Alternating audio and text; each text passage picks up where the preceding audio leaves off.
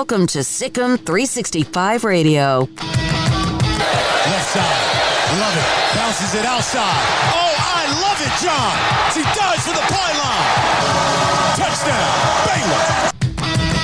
Sikkim 365 Radio is presented by IdealMRI.com. High-quality MRIs for $497 or less. IdealMRI.com. Your health is important, so is your budget. Into the corner. It's intercepted.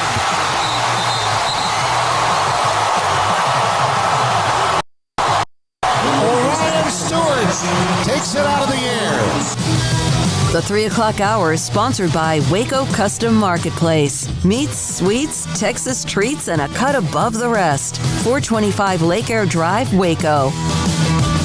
Just inside the 10-yard line. Peterson dancing around, goes back the other way, runs by Fletcher Cox. He'll get to the end zone. And a touchdown for Peterson. Here's David Smoke, Paul Catalina, and Craig Smoke. Here we go this Tuesday afternoon. We start this 3 o'clock hour brought to you by Waco Custom Marketplace at 425 Lake Air Drive, where you can go by and use their drive-thru to order the product, whether it is from the bakery or from the butcher shop or more, inside their store at 425 Lake Air Drive in Waco. Larry Fedora, offensive coordinator, today at 3:15. Phil Bennett today at 5. Brian Etheridge, and all of us as far as the staff voted for a Baylor all-decade defensive team. Phil Bennett will come in at 5 and most likely bring his AK-7. You think I think he'll be happy with most of it. Yeah, I mean, again, if you think about it, Craig, that most of the guys that will be on the team are those who played for Bennett, Bryles, and then a lot of the guys who had success this year, a nice chunk of them were players that they, in fact, recruited before, of course, the transition. Yeah, they recruited them, and so they get credit for the eye of spotting that talent of guys like Blake Lynch, although initially he was an offensive player, and some other guys. But, the number of players that are on this list are going to be Phil Bennett, Art Briles guys because they coached the majority of the decade. So it only makes sense, and they had a great run of as well. So they'll get a lot of representation on this list, to be sure. I think if maybe Matt Rhule had just wrapped up year 4 as opposed to year 3, then maybe he has a few other of kind of like, I guess what you consider his guys on there. But certainly whether a guy was recruited by the old staff or brought up with this new staff, there's a lot of really great players on this list, and it was fun to sort through and kind of have to, pick some tough battles at certain positions. So excited to have that list out there. That was one of the first things we did when we joined Sikkim 365 is they sent us a ballot, or they actually just sent us a ballot that was empty. There was no, here are suggestions. And what I did is I made phone calls, went back, looked at not just statistics, but also from memory, talked to former players and coaches. And so that team released today, the all-defensive team. We'll have that for you in a moment. A couple of notes. Barrett, the White House Coronavirus Task Force had a conference call today with chief medical officers from 23 major sports, including college football and the NCAA, to discuss a plan for opening up America. Seema Verma, who is the task force member, underscored the importance for sports to resume in a safe and timely manner, stressed the importance of innovation with the private sector. White House officials said that the administration committed to supporting efforts to reopen sports in that way that is consistent with public health data. And again, that's kind of what they've said before, but we're starting to see some states become a little bit more, not relaxed, but trying to perhaps get back to the early part of normalcy. I'd say it's get a little bit more relaxed. I can tell on the road today already. There's about 10 times as many cars out on the road today versus any day that I've seen in the last month, easily. I went through way more traffic getting over here today than I have in several weeks. So I think it's already apparent that more people are going out. I was at the grocery store for a second yesterday to get a couple of things and was pretty alarmed by the number of people. They still had I think that they were paying attention to the number of people in the store. At least they had this set up as though they were, but there was a lot of people walking around playing grab butt and no masks on, and it just kind of felt like normal, but still not normal. And so again, I'm glad that we're starting to kind of get back to normal, but I just hope we don't rush this thing because we're impatient and then we just screw this whole thing up. Let's not get crazy. Right. Let's not go put 60,000 in the stadium anytime in the next couple weeks. Well, they're not suggesting. No, I know that. I know. Yeah, I think but just because we're starting to reopen, we really don't. We still don't know what we don't know, and Right. that's I think why the slow part to this. All right, so we had a chance to interview Larry Fedora, and he's going to be on in just a moment here at 3:15 on many things. His brothers, his father, the barber, on just the understanding of today's health issues and moment, but also just wanting to get back to coaching football because that's what he's done for 34 years. We'll have that today. Adrian Peterson, the ageless running back, Hall of Famer. Absolutely. Palestine, Texas, University of Oklahoma. He'll join us at 5:30 today following Phil Bennett. Also today we'll have Hall of Famer Rayfield Wright at 4. Mack Rhoades, Director of Athletics at Baylor at 4:20. John McClain at 4:45. And Alvin Brooks III was on a list of the top 50 assistant coaches in Division I men's basketball, as was Tang. And we'll jump in with him a little bit at the end of the hour. Hey, do you think there are handles in Adrian Peterson's house that are just at least bent a little bit from his strength? His gigantically strong hands. His refrigerator door handle's a little crooked. First team defense. The defensive line. James Lynch, Andrew Billings, KJ Smith, and Sean Oakman. Linebackers, Bryce Hager, Eddie Lackey, Taylor Young. The nickelback, Blake Lynch. Okay. Defensive backs, not so much corners and safeties, but Xavier Howard, Ahmad Dixon, Orion Stewart, and Dimitri Goodson. I will go to my death on a hill to tell people that Sean Oakman was not that good. Yeah, I did not have him on my team, and this is all cumulative. We had several people that put in their votes, and Brian was the one that got them all together. I did not have Sean Oakman, I don't believe, on my team. I had James Lynch, Bravion Roy, KJ Smith, and, James Lynch, Andrew Billings, Bravion Roy, and KJ Smith were my 4 on the defensive line. I did not have Sean Oakman on there. I know he set the Baylor sacks record. I didn't think that was ever a very impressive mark, honestly. I mean, it really wasn't. It was like 17 sacks to be the school record holder.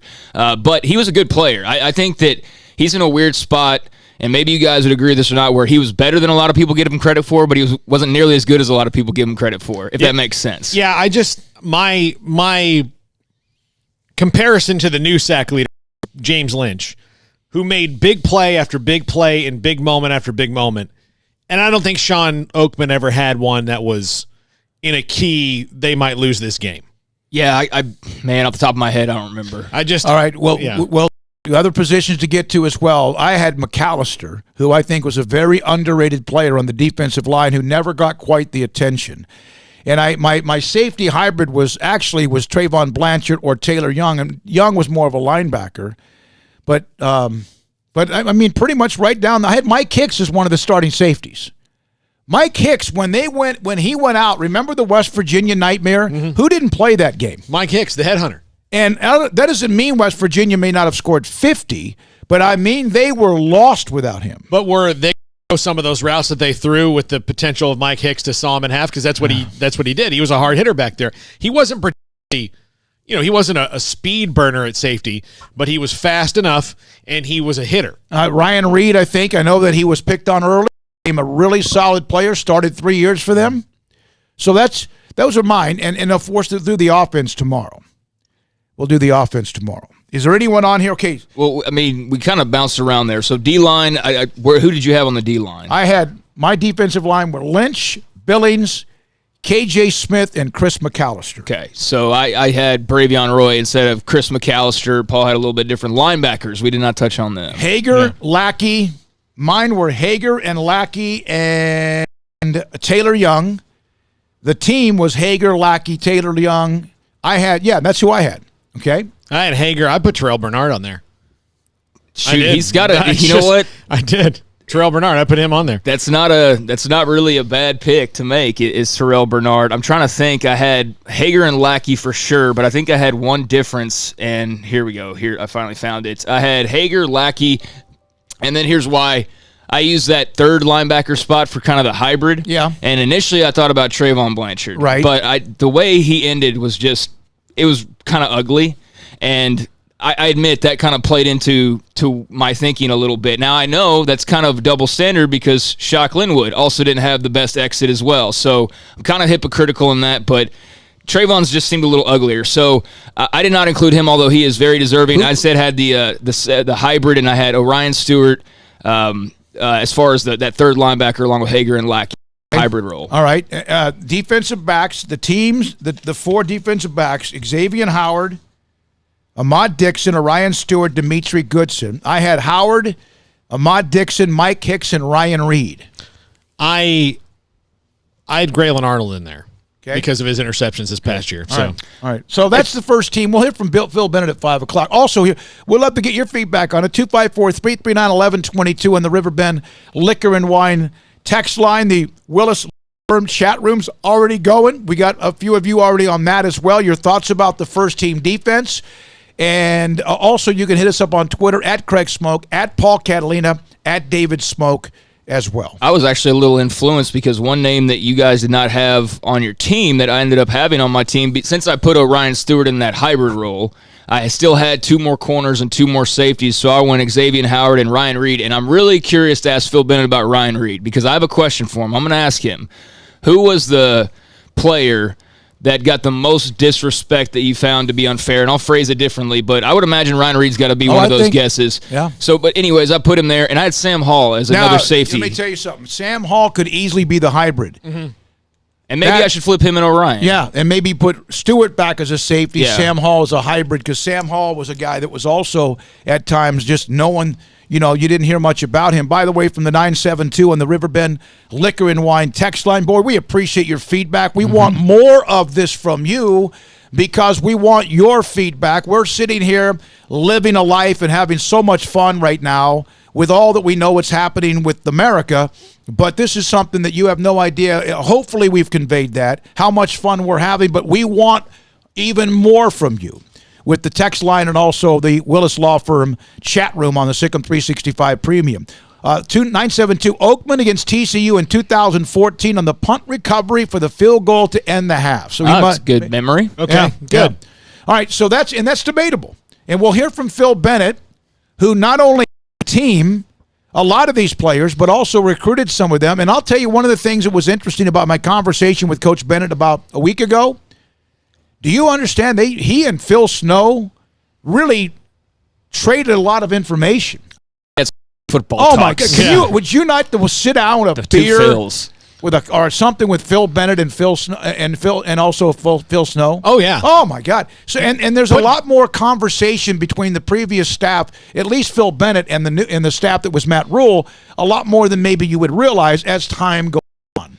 Yeah, and Phil Bennett was one of the ones I thought would certainly be a guy who let the thaw happen because he's a football coach who likes football coaches. Mm-hmm. Just Matt Rhule and his staff. But I've never met a staff that is enthralled by other coaches like I did Matt Rhule's staff. And then I think this staff, the new one, is kind of the same way. Yeah. Where they just love the collective knowledge.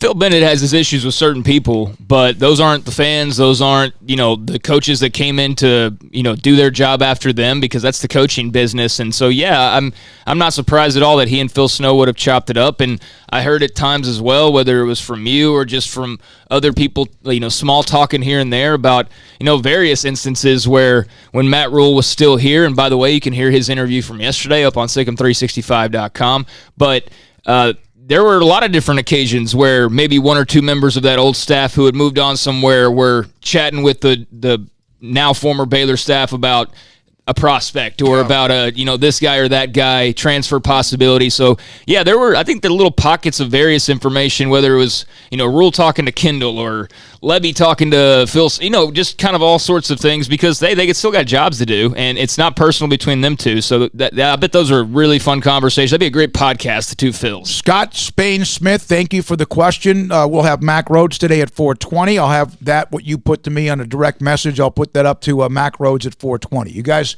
we got to hit the right. Yeah. All right. So Larry Fedora, who has been last year as an analyst at Texas, and we discussed that, and what he now is doing. A lot about his family, his father, his brothers, about Baylor. What is really interesting to me is when we asked him about what he has seen from the offensive personnel at Baylor. Did that surprise you, Paul? That's just a tease? Yeah. Larry Fedora with us and you and Sikkim 365 Radio. Here we go. Back with Larry Fedora next. Hey, this is Bryce Petty, former starting quarterback and two-time Big 12 champion, and I know firsthand the importance of being in top shape both on and off the field. So listen up, men. If you're feeling beat down day in and day out and looking for that high-performance edge that separates the men from the boys, then look no further than the Petty Clinic Low T in Waco. Petty Clinic is a comprehensive men's healthcare clinic with an atmosphere catering to men. Board-certified Dr. Kent Petty has a special interest in offering the highest quality medical care to men of all ages. Some of the services offered include screening and treatment for low testosterone or thyroid, infertility, high blood pressure, diabetes, high cholesterol, sleep apnea, while offering comprehensive wellness exams and complete men's health lab panels. High performance men, remember, it's the Petty thing. This is Bryce Petty, encouraging you to reach out and Google search Petty Clinic Low T or go to pettycliniclowt.com and get your complimentary lab screening today. Texas board-certified personal injury trial lawyer and Baylor alum David Willis and Baylor alum Parker Willis are ready to help if you or a loved one has been wrongfully injured in an auto accident, SUV rollover, industrial accident, 18-wheeler crash, or were seriously injured by a defective product or recalled drug. Call them for a confidential and free case consultation at 1-800-GOT-HURT or visit them at texastriallawyer.com, principal office in Houston, Texas. The 3 o'clock hour is sponsored by Waco Custom Marketplace. Sweets, Texas treats, and a cut above the rest. 425 Lake Air Drive, Waco. We are facing some unique challenges at this time. We want to do our part to support not only our community, but our medical providers who are really overtasked right now. Governor Greg Abbott has required dental offices to postpone all elective dental procedures, but still be available for dental emergencies. Time dental emergencies are those that are defined as something that would make somebody consider going to the emergency room for treatment. We're offering to see you at our office Tuesday, Wednesday, and Thursday from 8 to noon, and we will waive all fees. We're doing this to support the community and to support the medical system. This will allow the overtasked medical community to focus on the truly needy at this time. In the midst of what seems to be so much gloomy news, we want to send a positive signal of our faith in our community and in each other. We're all in this together. We're all in this together. We are all in this together. We're all in this together. We are all in this together. We're all in this together. We're all in this together. We are all in this. We're all in this together. We're all in this together. We're all in this together. We're all in this together. We're all in this together. We are all in this together. We're all in this together. We're all in this together. We're all in this together. Thank you and God bless.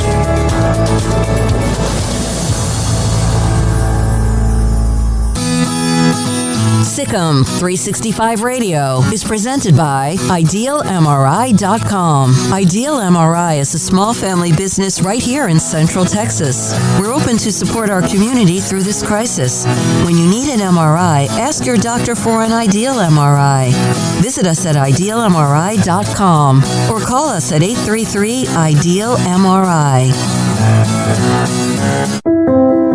We're approaching the time to announce the 10th annual Academic All-Stars team, 20 elite student athletes who excel in both academic and athletic competition from Central Texas high schools, and right now focused on the nominations that have come through so many great young men and women to choose from. Hi, this is David Smoke.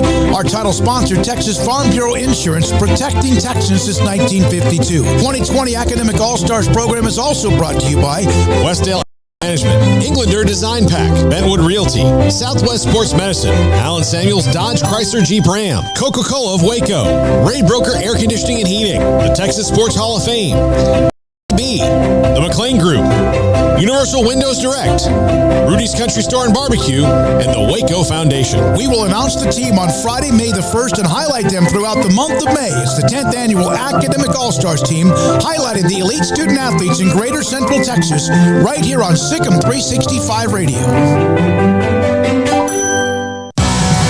This is Sikkim 365 Radio. Breaks a tackle at the 7, touchdown. Taken it 14 yards. This segment on Baylor Athletics on 65 Radio is brought to you by Richard Carr Buick GMC Cadillac, located at the Imperial Drive exit off Loop 340 in Waco. Proud supporters of all Baylor Athletics.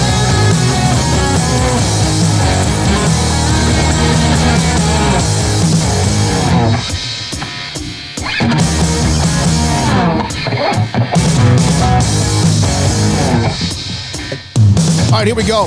Baylor offensive coordinator Larry Fedora on Sikkim 365 Radio. David Smoke, Paul Catalina, and Craig Smoke. So who was the best athlete among you and your three brothers? So I guess you've been talking to my youngest brother. Yeah. You must have Lee, if you're asking, you're opening up with that kind of question. I'm sure you must have talked to Lee. Well, he just wanted me to make sure we cleared the air on that, and then and that's it. I just, I thought we'd start with something other than virtual meetings, and you can't focus or anything else. Yeah, some sibling rivalry. That's what you're opening up with. But he did tell me this, Larry. Again, he did. Lee, who of course now at 8M considered very successful, that you are his mentor. That the reason he got into coaching was because of you, because he was still in high school or whatever when all that went down. And how much does that mean that your brothers wanted to follow in your footsteps? Well, we're there's four of us, and all four very competitive, and we all competed with each other, because we lived out in the country really, and so we competed with each other every single day, and so it does. I'm what Lee's accomplished and the state championships he's won, and he's done a tremendous job everywhere he's been, and so I'm very proud of that. And it was interesting because he was the youngest, and we really didn't want to play with him because he was the baby, and so we pushed him out most of the time, and he found a way to kind of get his way in there, and he became a hell of an athlete. You started your coaching career, and I know that was the time at Baylor, but you were at Garland High School. Was that under who was that under? Was that Joe Martin?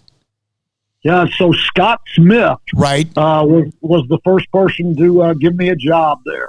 And when Scott left and went to SMU, Dennis Harris was coach after that, and I stayed there with Dennis until I went to Baylor. Okay. And if your blood is in high school football in Texas as a player, or even if it's short term as a coach before you got into college, is it always in Texas high school football your blood? Oh, you bet. There's nothing else like there, and out there in the country like Texas high school football. I mean, growing up and playing it, and then coaching for it, 5 years in high school at the high school level. I mean, and then going on and moving across the country in college football and recruiting all the different states. I got to see, there's probably not a state in the country that I haven't recruited. And so there is nothing like the coaches and the players in Texas high school football. Coach, when we talked back in February, one of the things I was really intrigued about the way that you are looking at installing this offense is that it's not about high tempo or low tempo. It's about kind of a yo-yo based on whatever the situation in the game needs. Do you think that's where offenses may be going now, that teams aren't going to be one or the other? They're going to be more adaptable, flexible to that moment?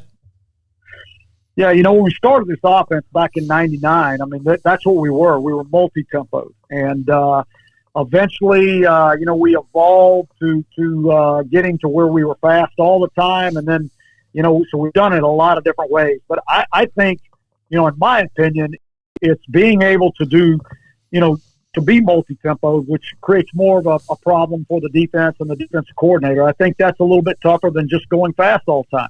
So I think it just depends on your philosophy, what you want to do as an offense.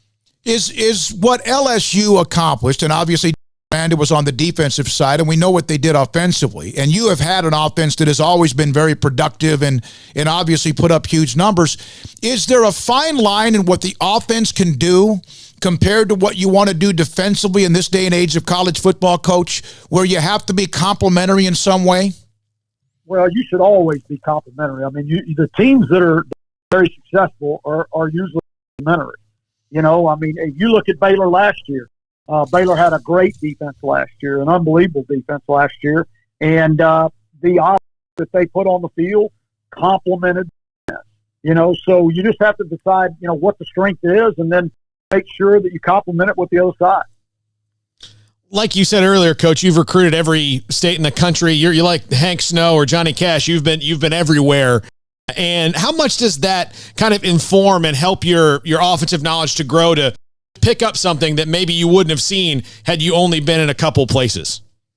Well, when you've been coaching 34 years, you get to see a lot, you know. So a lot of that has to do with longevity. So I've seen a lot. I've witnessed a lot of different style of offenses, a lot of different style of defenses, and what works against them. And, you know, I think the key is just making sure whatever you do, you know, you have a philosophy, and whatever you do within that philosophy, you have answers to you know, whatever happens. And so, you know, if you're going to run a base play and the defense is going to stop it, well, you better have an answer on what you're going to do.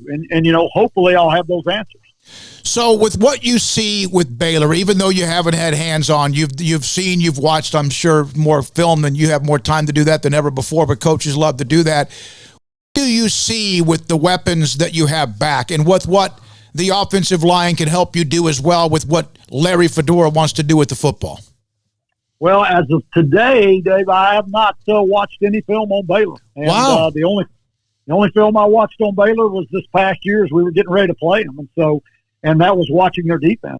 So I have not done that, and I purposely don't do that at any place I've ever been, you know, because I want to start from scratch with those guys.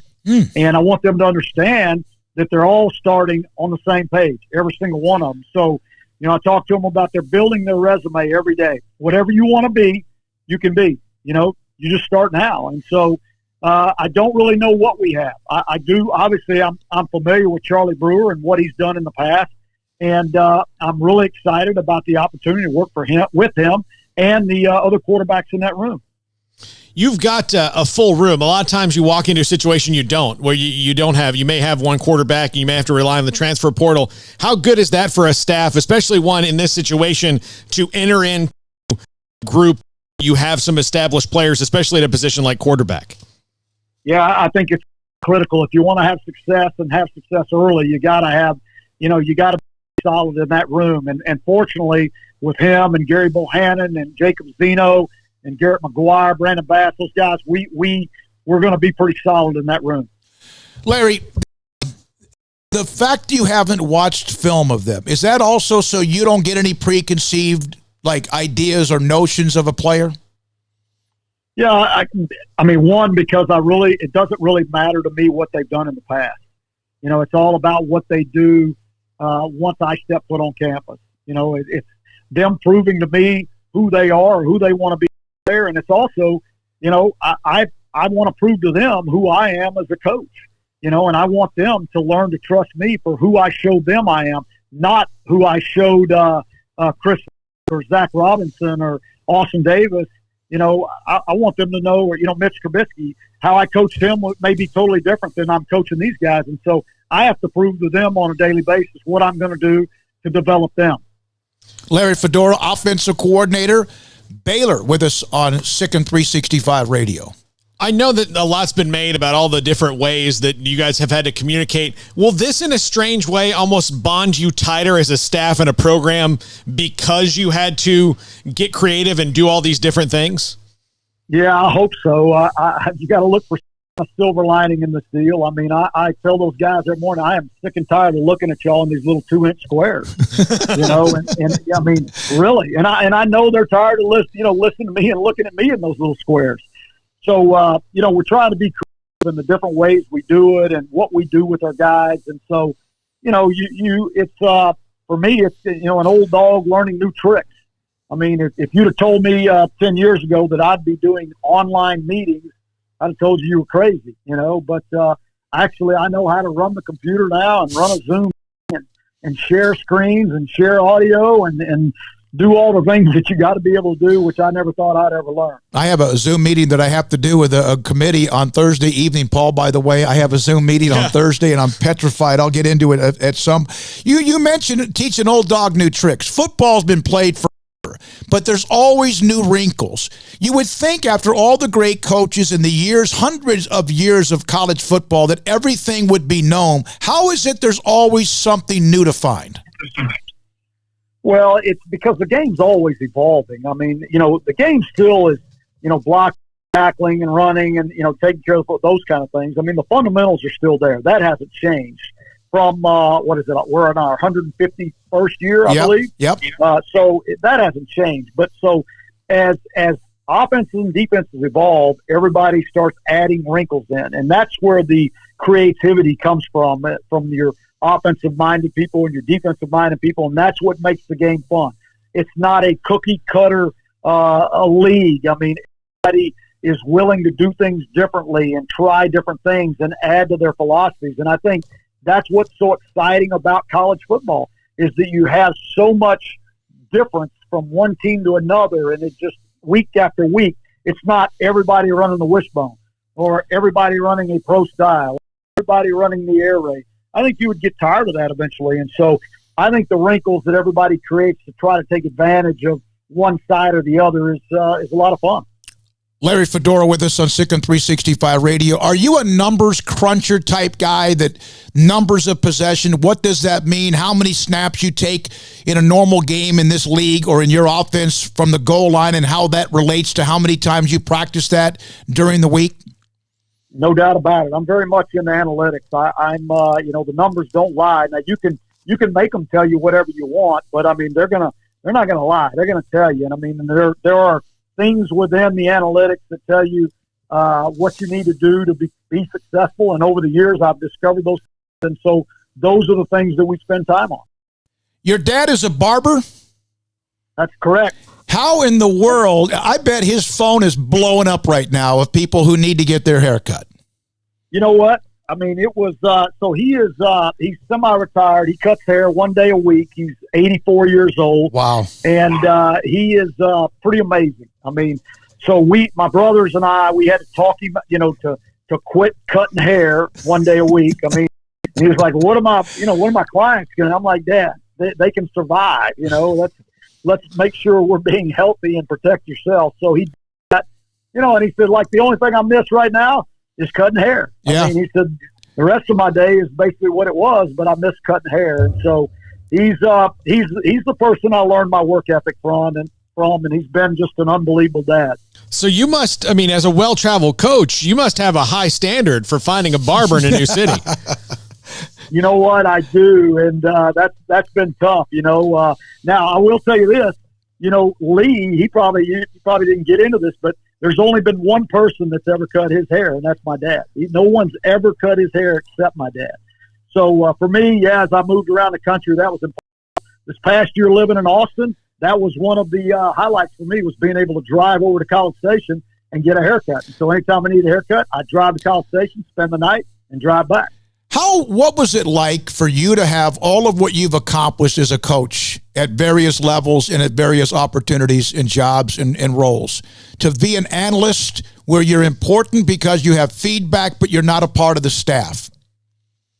Yeah, well, that's a nice way of putting it, to say you're important. I don't know how important you are as an analyst, but it was a very rewarding experience for me, and I appreciate Tom giving me the opportunity to do that. For me, I wanted to go in and learn a new staff, learn a new way of doing things, see, how another staff was doing things from the inside. And so that was very valuable for me. And at the same time, I was able to, I hope I was able to bring something to the table for Tom and the staff there at Texas. Joe Wickline, who's your offensive line coach, is there a story about how you met him when you were leaving Baylor and he was on his way in? There is a story. Yeah. So I was, that was my first college job, and I was pretty devastated that we were on our way out. And I was in my office, kind of just gathering some things up, making some phone calls, and Joe walks down the hall and he sticks his head in. He's got his box of his stuff, and he says, "Hey, how long are you going to be in here?" I'm devastated, and that was the first time I'd ever met the guy. Hey, when you going to get out of here? But that's kind of the way our relationship's been ever since I met him. Well, I mean, but you brought him back, so you guys must have made peace out of that, huh? After that, he and I worked together for 10 years straight. I know. That was part of me coming back here, was making sure that Joe Wickline was here with me, because he and I believe the same things. We're kind of old school in our approach to a lot of things that we do, but we understand the spread offense, and because we were, when we implemented the offense that we run today, there was only one other team in the country running a no-huddle offense back then. So it was a lot of fun as we developed this over a 10-year period. Larry, just a couple of more questions. Thanks. And what is a higher or what is a deeper emotion, winning or losing? Wow, that's a great question, because I hate losing so much, and it takes so much out of me. That's one of the greatest things about this profession, is it's the highest of highs and it's the lowest of lows. Mm-hmm. And I wish I could be one of those guys that says, that I brush it off and I move on very quickly. But the losses eat me up, and they stay with me forever. And, I guess in that aspect, there are wins that I have forgotten. There aren't very many losses that I've forgotten. So I guess that one probably, if that answers the question. That seemed, we had R.C. Slocum on the show Tuesday, and he had a great record, as you know, at A&M, and like lost just 127 and 40 or whatever, but he knows the games that he lost, although there was some exhilaration as well. You do love to use the end. How important is that going to be for somebody to be a threat as a receiver in your offense? Well, I really believe in being balanced. That's the thing. I want to be able to run the football no matter what, and I want to be able to throw it no matter what. And I believe if you can be balanced and do both, nobody should be able to stop you. So, and the tight end is a big part of that. I mean, I've always liked big bodied receivers, guys that create matchup problems for a defense. And if you guy that you can, you can move him out and detach him from the front and get him out in space, and he has to match up with a linebacker or maybe a nickel or something like that, I think you have a mismatch problem. And so I always like taking advantage, and I've had some really good tight ends over the years. Did you think David Wetzel was talented when he was a football player and you were a GA at Baylor? I think maybe David was probably the most talented player I've ever seen in my career. I threw some curveballs at you today. Yeah, I'm assuming that David's sitting there with you. No. No. We are social distancing, Larry. Yeah. We are. My last question. But you've obviously talked with David. I have done my due diligence. That's what we do. How much, honestly, can you explain, like you represent every coach in America right now, how much you miss being able to practice and play in the game itself? I know it's all about the health of this country and the people of the country. That's absolutely the number one priority. But how much do you miss that right now? Yeah, I mean, you think about this. For 34 years as a coach, for 4 years as a college player, 4 years as a high school player, and 2 years in junior high in the state of Texas. I mean, I've been in spring ball. I mean, we've been practicing for all of that time, so I don't really know anything else. And it's not just the practicing. It's the day-to-day camaraderie with the players, and the other coaches, and that you miss so much. And, I get to see their faces on a screen, but not interacting with them. It's not pushing them beyond what they think they can go. It's really not helping them, to beyond, plateaus and to help them reach their dreams and goals. That's what I miss. I miss that aspect of it. And that's the thing that's making me stir crazy. Larry, thank you. Coach, we know you got so much to do. We appreciate your time. Thanks for your time, and we'll see you hopefully sometime soon. Okay, sounds good, guys. Talk to you soon. Larry Fedora, offensive coordinator at Baylor, under Dave Aranda, and this is Sikkim 365 Radio. Your reaction to that on the Riverbend Liquor and Wine text line, on the Willis Law Firm chat room, and also on the text line is 243-339-1122. This is Sikkim 365 Radio. This is Waco, and this is Boozer's Jewelers. When locals want luxurious jewelry and at a competitive price, they come here. This is Brad Boozer. He's the owner of Boozer's Jewelers. Boozer's is the premier wedding ring store. They specialize in loose diamonds and wedding rings. At Boozer's, they have 7 jewelry counters dedicated to wedding rings and diamonds only. They also specialize in heirloom jewelry, custom jewelry, watches, and much, much more. So what are you waiting for? Stop on in today and discover why the locals trust Boozer's for their jewelry.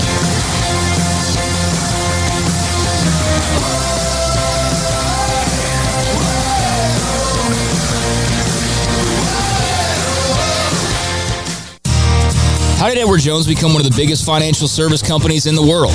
By not acting that way. Financial strategies, one-on-one advice, it's a big difference. And that's why Brad Wilson, your Edward Jones financial advisor, makes sense of investing. Experience the difference for yourself. Brad Wilson, 250 Sharon Drive in Woodway, 254-776-4337. Edward Jones, member SIPC. Hi, this is Mark Bird, head football coach at Whitney High School, home of the Wildcats, and you're listening to Sikkim 365 Radio with David Smoke, Paul Catalina, and Craig Smoke. Riverbend Liquor and Wine has their easy-to-access drive-thru open and convenient and clean in-store location on the corner of Lakeshore Drive and North 19th Street in Waco. Riverbend Liquor has the best and most extensive variety of craft beer selections in Waco, with Crown Royal Peach in stock right now and Balcones Whiskey, including single malt, hot still, baby blue, French oak, rye, and brimstone. Riverbend Liquor and Wine, family-owned and operated, and a hidden gem in Waco on Lakeshore Drive and 19th Street. And find out more on Facebook and Instagram. I hate my job, but I don't mind getting up in the morning. I dread each day, but I can't wait to get out of bed. You ask me why, and what I'll say to you is true. Well, you can get breakfast tacos at Rudy's Barbecue. Scrambled eggs and brisket, they ain't fooling around. Salsa drap, son, they're the best in town. Barbecue for breakfast, yes, it's true. Put a smile on your morning at Rudy's Barbecue. Next in line. Waco, Texas, a place with its own unique history and a future bright with promise. Full of remarkable growth and opportunity, and what makes it all work is its people, families, raising children, growing businesses. Wacoans are hardworking with a passion for what's next, and we're proud to be from here, helping Waco to grow and prosper. We are the First National Bank of Central Texas, familiar faces making local decisions. FDIC, an equal housing lender. In this day and age, you must be able to change business. Think outside the box to ensure that you service your customers. And at Waco Custom Marketplace, we've created our own drive-thru for your Monday, Wednesday, and Friday shopping needs, 10 a.m. to 6 p.m.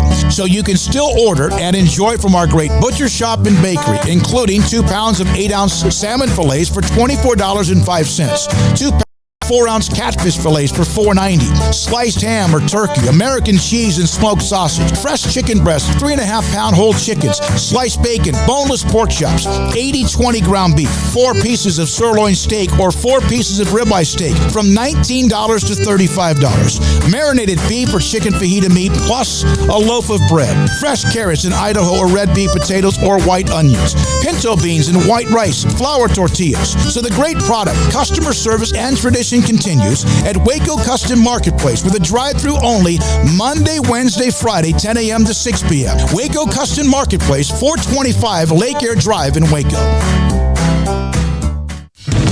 This is Sikkim 365 Radio. Here we go, 3:43 on this Tuesday afternoon, week number 4, episode 17. We just had Larry Fedora, Baylor offensive coordinator. At 4 o'clock, we'll hear from Pro Football Hall of Famer Rayfield Wright, Mack Rhoades as well.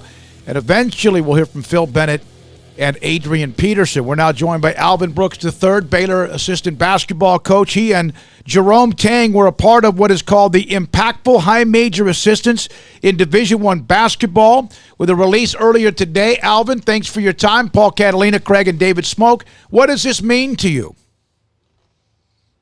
Oh, thank you guys. First of all, I want to thank you guys for having me on the show. Obviously, it's a home base, so I listen to you guys quite a bit. Thank you. So I'm honored to be a part of the show.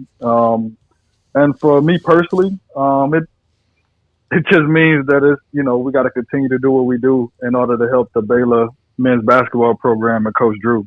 I think a lot of that has to do with the success that we've had. And so, we're blessed to be around the right staff and the right student athletes to allow us to be a part of this list. You work for a guy who is ridiculously enthusiastic and positive. If you are having a bad day, do you have to leave it at the door before you see Coach Drew? Yes, I do. It's actually, I tell people all the time, my office is directly next to his. So I'm the assistant coach that's blessed to be right next to him. And no matter if we win or lose, or no matter what's going on, he speaks to me the next morning, and that small thing says a lot about what kind of person he is. He may be the first head coach that I've ever had speak to me every morning, no matter what happened the night before, the day before.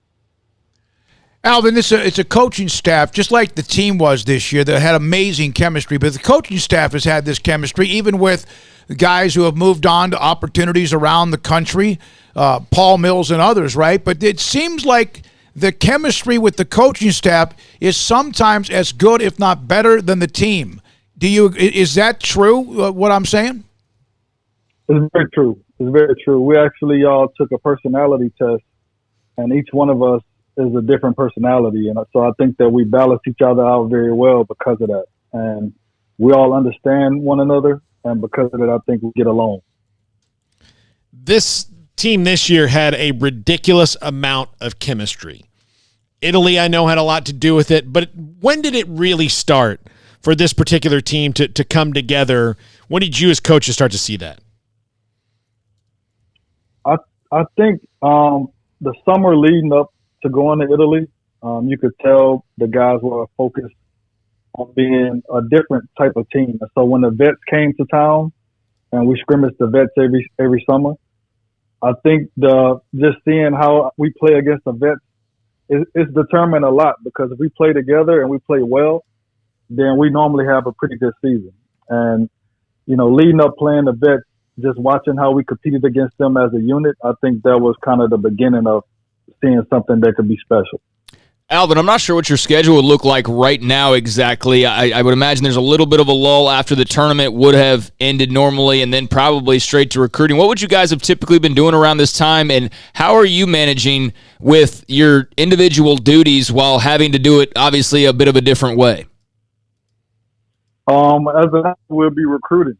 Like in April, so we recruit in April. We have a couple periods that we can go recruiting, so with that being taken away, it's kind of a lot of recruiting over the phone, a lot of Zoom calls, a lot of FaceTime calls, and just making sure that our guys finish strong with the online classes. So a lot of communicating with them and making sure they're okay. And we have actually the staff calls have moved to Zoom and moved to FaceTime. So that's a little different. And as for me, I have a 4-year-old son and a 5-year-old son. So it's never a dull moment for me and my wife in the house. So to take up a little time, twice a week on Wednesday and Saturday night, we have a Zoom meeting where coaches all around the country, we all get together, and it's like 100 coaches, and we help one another get better. By the way, this website, wavesmedia.com, Impactful High Major Assistant Coaches, Division I basketball, and Baylor with both Jerome Tang and Alvin Brooks III were a part of it, and Coach Brooks with us right now on Sikkim 365 Radio. So I happened to notice this because you saw, I'd mentioned, hey, we'll see you at 3:45. There's this @Coach_Al_Brooks. He kind of means a lot to you, that said, always proud of @Coach_AB3, especially proud of the platform he's created for coaches at all levels, professional development, Special thanks to Coach Jay Tang as well for his work. That I guess that's Papa, right? Yes, it is. It is. That's why I responded to him and said I wouldn't be here without him, literally. Literally, yeah. My God. That's my dad. Yeah. He's been coaching for over 30 years, so I've been blessed to be able to pick his brain quite a bit. Okay, when you are coaching someone else, how many times does something that Coach Drew says come out of your brain, and how many times is it your dad? I think it depends on what it is. I've had an opportunity to learn from both of them. So if I need to be, really upbeat and positive about it, then it's Coach Drew. If it's, something that may have happened in the past and my dad has kind of guided me through it, then I kind of think about, a past experience throughout my 17-year career. Going back to your kiddos, your young children there, any advice for fellow parents who have some young ones who are maybe going a little stir? Do you have any good movie, suggestions or activity suggestions, anything like that? Well, my inflatable pools are very good for us. So we have an inflatable pool, and luckily our guys love the water, so we pray for the sun, and if the sun comes out, then the pool. Yeah, we take them to the pool. Yeah, isn't it great though? You hear a lot of coaches. We've had many have been all around the country, and even athletes who have said the one thing they've loved about this is they've been able to spend time with their kids. That normally, especially when, let's say, they're a part of baseball at this time of the year, they're always on the road, or part of the NFL getting ready for the draft, or other things. And even when basketball was supposed to be going on, the time you were able to have that otherwise you might not have. Yes, I agree. I told my wife the other night, I said, it's sad what's going on. And, I actually have some family members that's being affected by the virus. But this is the only time that I'll be able to spend this much time with them unless I've been a part of a staff that's been fired or I retired. Mm-hmm. Just because we're so busy. So that's the bright side of it, is actually getting time to spend with my wife and my kids. You mentioned recruiting, and obviously that is every day. It's always, it's constant. Who's more important, the players you're trying to recruit that are not yet a part of Baylor, or the ones you're trying to recruit that are looking at the NBA? The ones that are looking at the NBA. Yeah. Uh-huh. That's at least we know what kind of people that they are. We know how hard they're going to work, and we know what they can do for us. Yeah. So obviously, we want to keep those guys if possible, but if it's the best thing for them to do is to go take that next step, then we're definitely going to, bless that decision and cheer them on from wherever they decide to play at. Everything about your resume is fantastic, including what you did at Midland or Idaho State, where you've won national titles as of course, in basketball. I don't know, though. You ended up at Sam Houston State for a couple of years, and that's got me. I'm an SFA guy. He's got an SFA shirt on right now. I'm an SFA guy, Alvin. I'm not sure. I don't think that was cleared. I'll forgive you for that. There you go. Hey, man, I'm glad to have you on, and so is Paul Craig, of course, and it's just a nice story that popped, and it was great to see what Silver Waves Media said, and you and Coach Tang, and, there's a handful of other coaches in the Big 12 a part of this list, and it's great that your name's on it, and Jerome Tang as well. Thank you. We appreciate it. I'm definitely blessed to be a part of this staff and university, and, I thank you guys for all that you do for us. We definitely listen to you guys a lot, and you guys are well respected from our staff. Thank you, Coach. Appreciate that. Alvin Brooks III at Coach _AB3. His father, longtime coach, of course, coaching Houston. Hell of a player, too. Mm-hmm. Yeah. I was just thinking when you were bringing up the guys who have dipped their toes into the NBA waters, was it so far Jared Butler as well as Maceo Teague? Depending on what happens with those guys, I think, Jared Butler's definitely going to play in the league. I think Maceo Teague's going to be a guy that plays in the league, but they've started to kind of almost quietly developed a pretty nice little brand in the NBA. When you look at Royce O'Neal and you look at Torian and there's others that are coming, obviously. But, they went from just a few years ago maybe having one or two players here or there to kind of having a nice little group build up over the last 3-4 years. The other thing they're doing, and this is a big deal, they've got a nice reputation overseas as well. Yeah, and guys can make really good money playing basketball overseas. And they've had several players. Epe Udo made a ton of money. Pierre Jackson has made money over there. A lot of guys. Have played there for, several years now at this point. Got to see a lot of the world. Curtis Gerald. Yeah, a lot of guys. Mm-hmm. Yeah.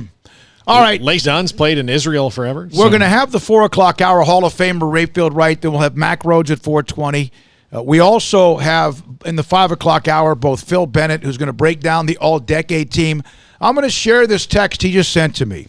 This was the all-decade team. Brian Etheridge is the one that did most of the writing on this. We all voted on it on our staff. So I sent the team to Coach Bennett so we'd have it in front of him. And, of course, I thought, that's going to be 30 minutes of, oh, my God, this is just going to be fantastic. Great list of players, but better guys. Absolutely brought tears to my eyes thinking about each of their stories.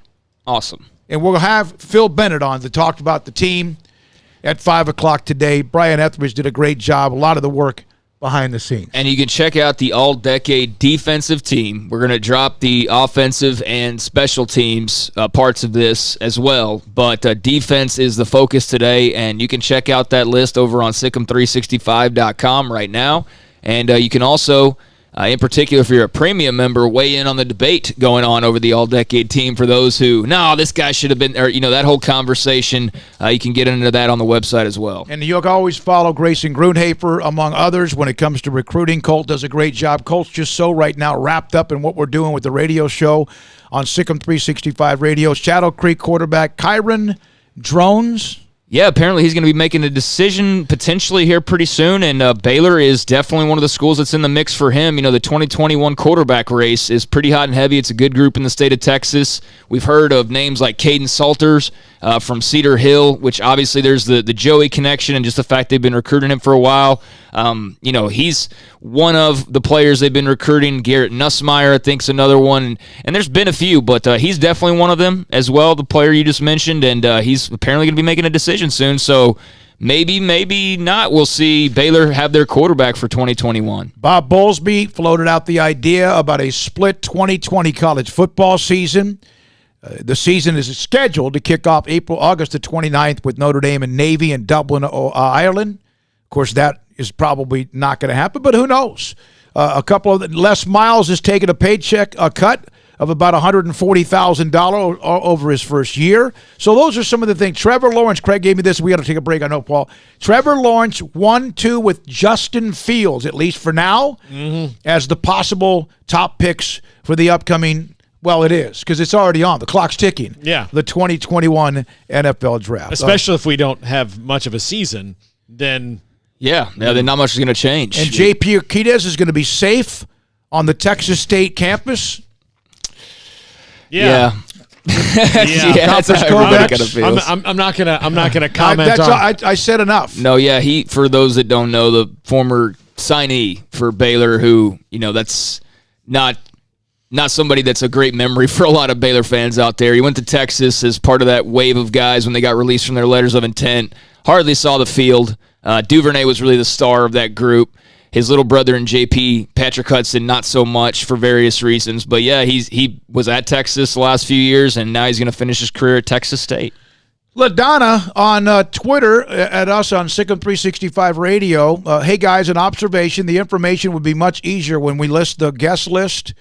If you guys use both upper and lower case, our brains are accustomed to the subtle hints of lower and upper case. Thanks for considering the suggestion. And at LC_KC, we will take that into consideration. Coming up next, Pro Football Hall of Famer Rayfield Wright, Sikkim 365 Radio.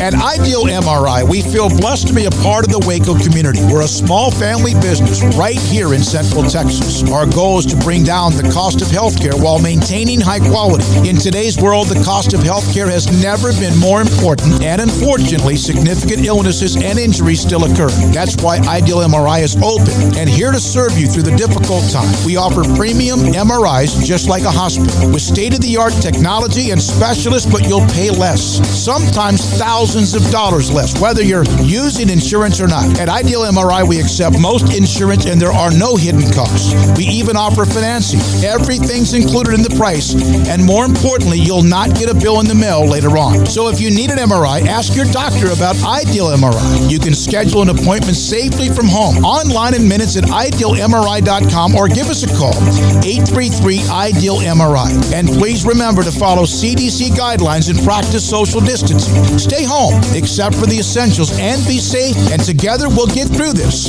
at idealmri.com.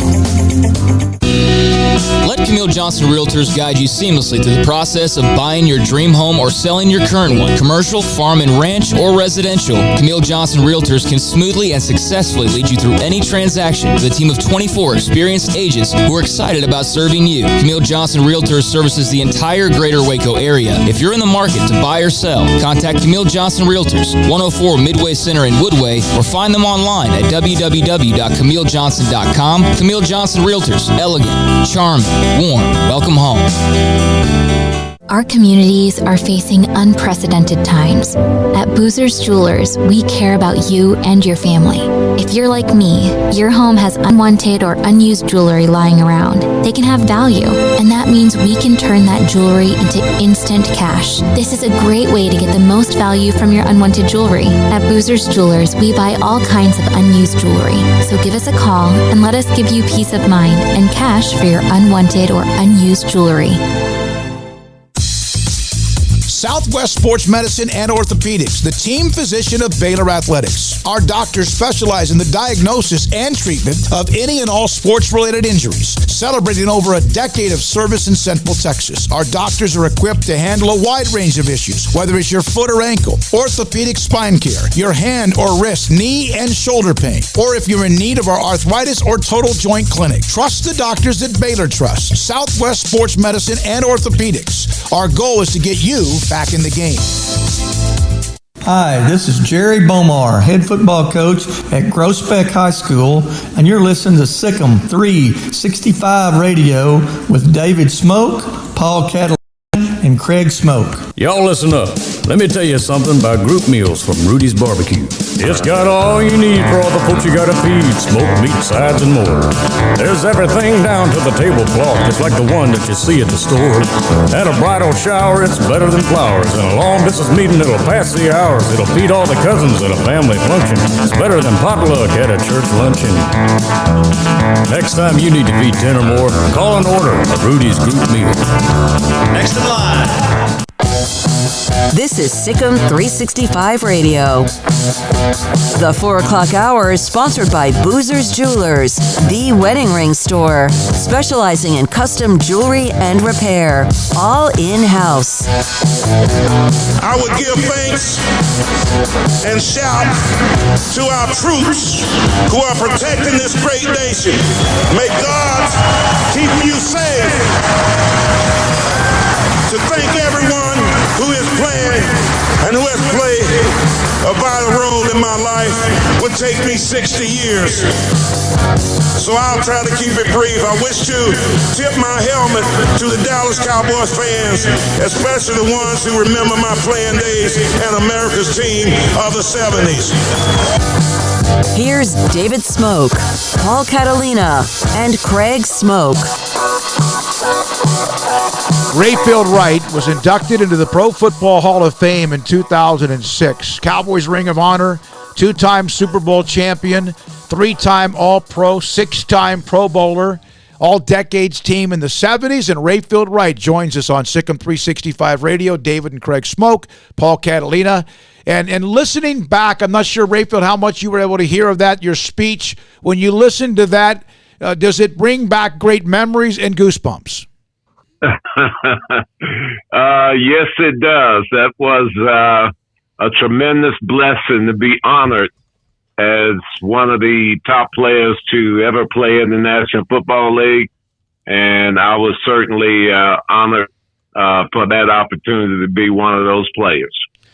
Do you get goosebumps? I was there a couple of years ago for LaDainian Tomlinson's induction and Jerry Jones's induction, and the gold jacket dinner was the most ridiculous thing I've ever been to, and I was so excited. Do you even, as a Hall of Famer, get a little excited when you look around and go, oh my gosh, look at all these guys?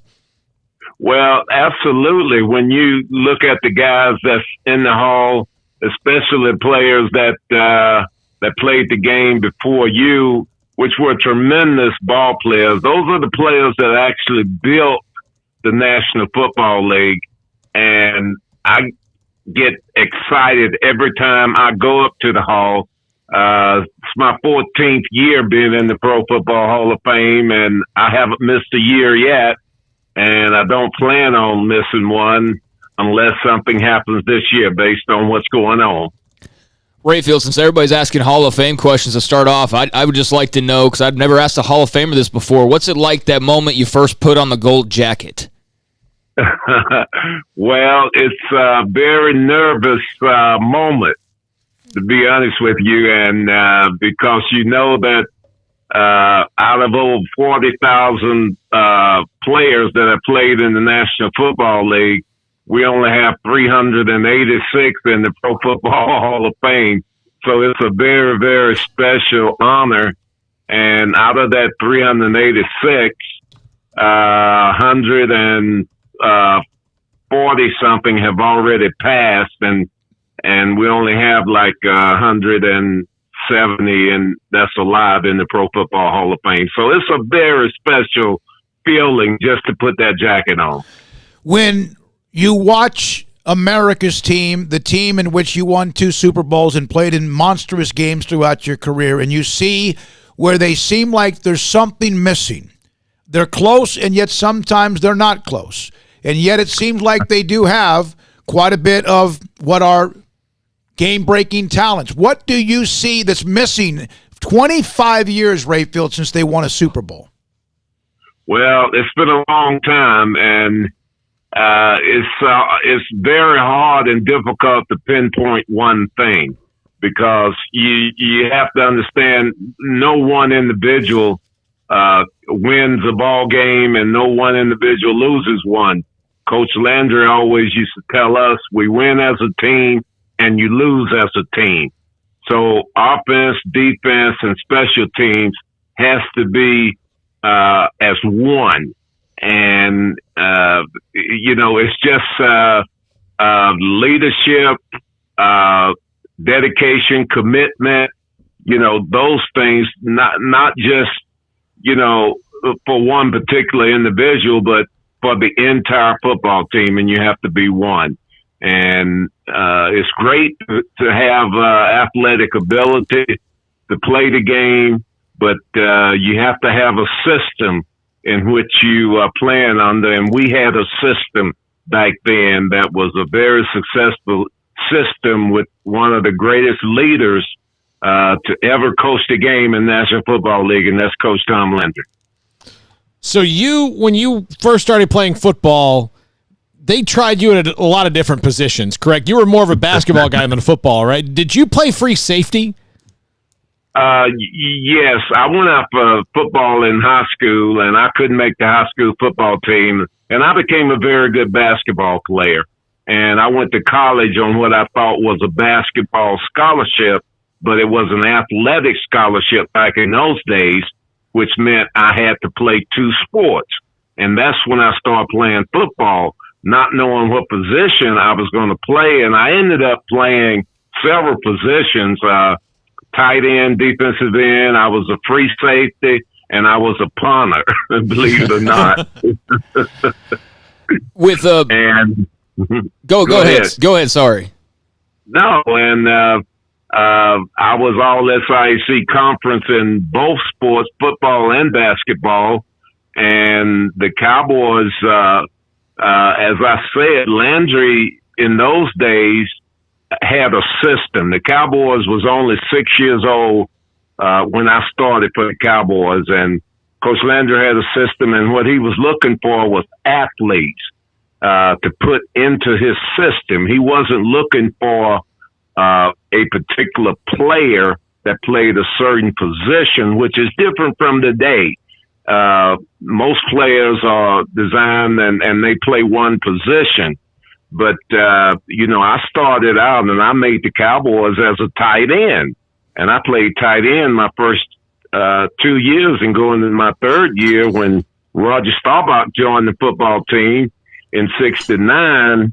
Then Coach Landry called me in his office and said, "Rayfield, you're a great blocker. You learn fast, and I'm going to move you to offensive tackle." And I never played tackle before in my life.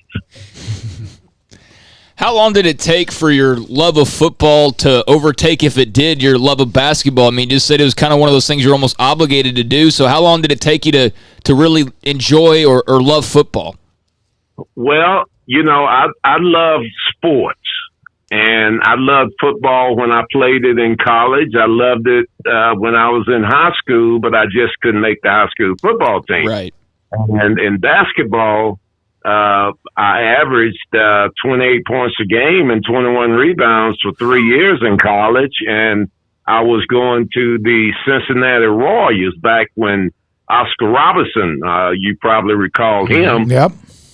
was with the Royals, who are now the Sacramento Kings.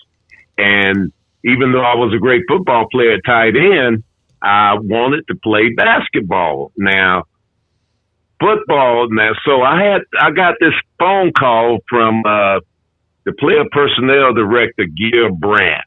And Gil asked who I was, and he said, "Are you Larry Rayfield Wright?" And I said, "Yes, sir." And he said, "Well, I'm Mr. Gil Brandt, player personnel director for the Dallas Cowboys, and we thinking about drafting you." And I said, "For what?" Because my whole mindset was on basketball, not football. And the only reason that I played football was because football camp started first in July. Basketball camp didn't start until August. So I had two opportunities, and the first one was in football. So they drafted me. The Cowboys drafted me in the 7th round in 1967. And so I said, I told my mother and grandmother, I said, I'm going to football camp first, give it everything I have. If it don't work out, I'm not coming back to Georgia. I'm going on to Cincinnati and play basketball. And in 67, we had 18 draft rounds back in those days, which today they only have like 8 or 9. But in those days we had 18, and the Cowboys were signing everybody that could walk because Coach Landry was trying to build this team. And we had 137 rookies in training camp in 1967. And that's a lot of players with a lot of talent. And out of that 137, 5 made the team. Wow. And I just happened to be one of the 5. And that's how I started with the Cowboys. Well, and a lot of people, you mentioned the different positions you played. Paul brought that up. And so your first opportunity in a moment is against Deacon Jones. Is that correct? That is correct. It was after I played tight end for 2 years, and Coach Landry moved me to offensive tackle, and I was playing behind Tony Licio and Ralph Neely at the time. And after we played on Thanksgiving Day, which we played a lot of games Thanksgiving Day, and we had a few days off, and Ralph Neely, riding a motorcycle, fell off the motorcycle and broke his ankle. And Coach Landry said that, Rayfield, you're going to start this week. And I'm saying, oh my God, and, I had no idea, and offensive linemen are taught, to, number one, listen and not to lose your focus nor your concentration, and to, just stay in the game. And the team that we were playing was the LA Rams. And I had to face the most feared defensive end at that time to ever play the game, and that was Deacon Jones, you know. And here I am, I was like a rookie, to be honest with you. And, you know, back in those days, you know, the defense was so intimidating. It was just simply unbelievable. And they would say a lot of different kind words to you, you know, trying to get you to break your concentration and all of that. And, you know, you know, we had to stay focused, and I was trying to stay focused, and I never will forget, man, the first play of that game, I go up to the line of scrimmage, and, you know, I knew exactly what my assignment is, and I know what the audibles are, snap count, and the whole thing, and the ball was going to be snapped on too. And I go up to the line of scrimmage, and I'm looking at Deacon Jones square in his eyes, and his eyes was red as fire, man, and he was kicking his back leg like a bull. And, you know, when a bull kicks his legs, you know he coming, right? Yeah, yep. Yeah, and then I'm there waiting on the snap count, and the quarterback says, "Hut." And that pause before the second hut, I hear a voice. And it wasn't my quarterback's voice. It was Deacon Jones' voice. And he asked me a question. And the question he asked me just threw me, man. He said, "Boy," he said, "do your mama know you out here?" And I didn't know what to do, didn't know what to say, didn't know nothing except when the second count came, I was still in my stance, and he came trying to figure out what he doing talking about my mama. You know, because he didn't know her, you know. And, you know, so I'm still in my stance trying to figure it out, and you know what happened, right? We had this head slap back in those days, you know, which is illegal today to use. We had rules back in those days, but we didn't have rules. You know what I'm saying? Yep. Players could do basically whatever they wanted to do and say whatever they wanted to say. And so I lost my focus. I lost my concentration, man, and he gave me a head slap and knocked me flat on my back.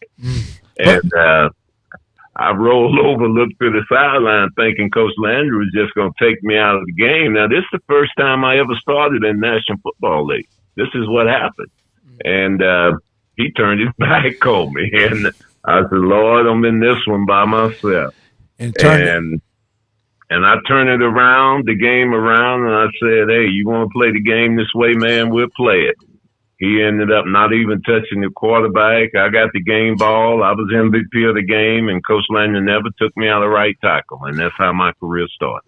Rayfield, I know we asked you for a little bit of time, and you've given us a bunch. What a great story, a bunch of them. If you don't mind, to wrap it up with this, what does it mean, or does it mean much when maybe someone calls you and said, "Hey, we'd like to talk with you about your career and reminisce about what you did and the great career you had as a Hall of Famer"? Well, I tell you, you know, I love fans, and I love to talk to people about my profession and what I did and how I came, because it's so important.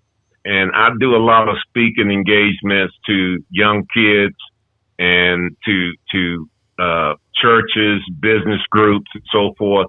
And I'm asked a lot of questions about this. And it means so much for me to share it, because I know that every individual has certain skills, talents, and abilities, and you got to recognize what you have, and you got to put forth your best effort, and you never quit no matter what. And that's what I did, and I try to encourage all the young people back. Unbelievable story. Rayfield, thank you so much for reaching back out to me, and thank you for being a part of our show. It means a lot to us and the audience and the fans you mentioned. Stay safe, and we'll hopefully see you at a game down the road sometime soon. I look forward to it, and I'm happy to have been on your show. Thank you so much, and God bless you and your family and all the fans that's out there.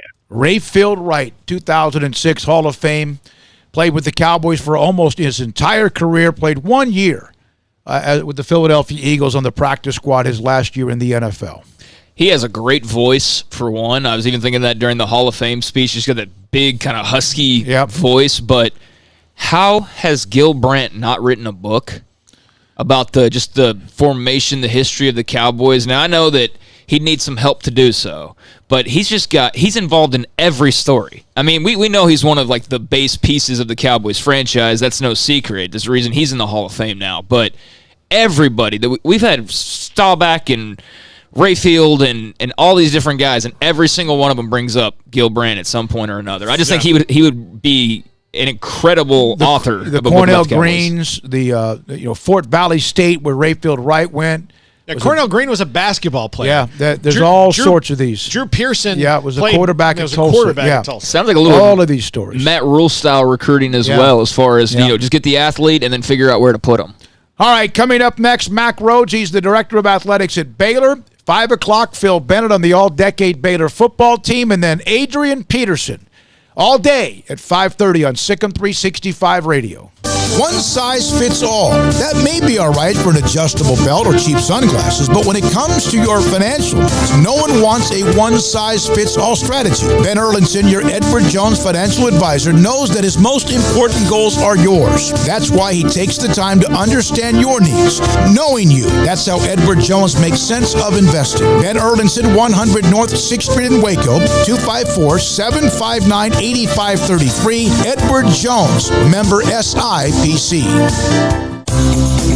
At Ideal MRI, we feel blessed to be a part of the Waco community. We're a small family business here in Central Texas. At times like these, the cost of healthcare has never been more important. And unfortunately, significant illness and injuries still occur. That's why Ideal MRI is open and here to serve you through this difficult time. If you need an MRI, ask your doctor about Ideal MRI. You can schedule online in minutes at idealmri.com or call 833-IDEAL-MRI. And please, remember to follow CDC guidelines and practice social distancing. Stay home, except for the essentials, and be safe. Together, we'll get through this. Hi, this is Slato High School football coach Alan Hare, and I'm a proud listener and supporter of the all-new Sikkim 365 radio show with David Smoke, Paul Catalina, and Craig Smoke. Texas board-certified personal injury trial lawyer and Baylor alum David Willis and Baylor alum Parker Willis are ready to help if you or a loved one has been wrongfully injured in an auto accident, SUV rollover, industrial accident, 18-wheeler crash, or were seriously injured by a defective product or recalled drug. Call them for a confidential and free case consultation at 1-800-GOT-HURT or visit them at texastriallawyer.com, principal office in Houston, Texas. We are facing some unique challenges at this time. We want to do our part to support not only our community, but our medical providers who are really overtasked right now. Governor Greg Abbott has required dental offices to postpone all elective dental procedures, but still be available for dental emergencies. At this time, dental emergencies are those that are defined as something that would make somebody consider going to the emergency room for treatment. We're offering to see you at our office Tuesday, Wednesday, and Thursday from 8 to noon, and we will waive all fees. We're doing this to support the community and support the medical system. This will allow the overtasked medical community to focus on the truly needy at this time. In the midst of what seems to be so much gloomy news, we want to send a positive signal of our faith in our community and in each other. We're all in this together. We're all in this together. We are all in this together. We're all in this together. We are all in this together. We're all in this together. We're all in this together. We are all in this together. We're all in this together. We're all in this together. We're all in this together. We're all in this together. We're all in this together. We are all in this together. We're all in this together. We're all in this together. We're all in this together. Thank you and God bless.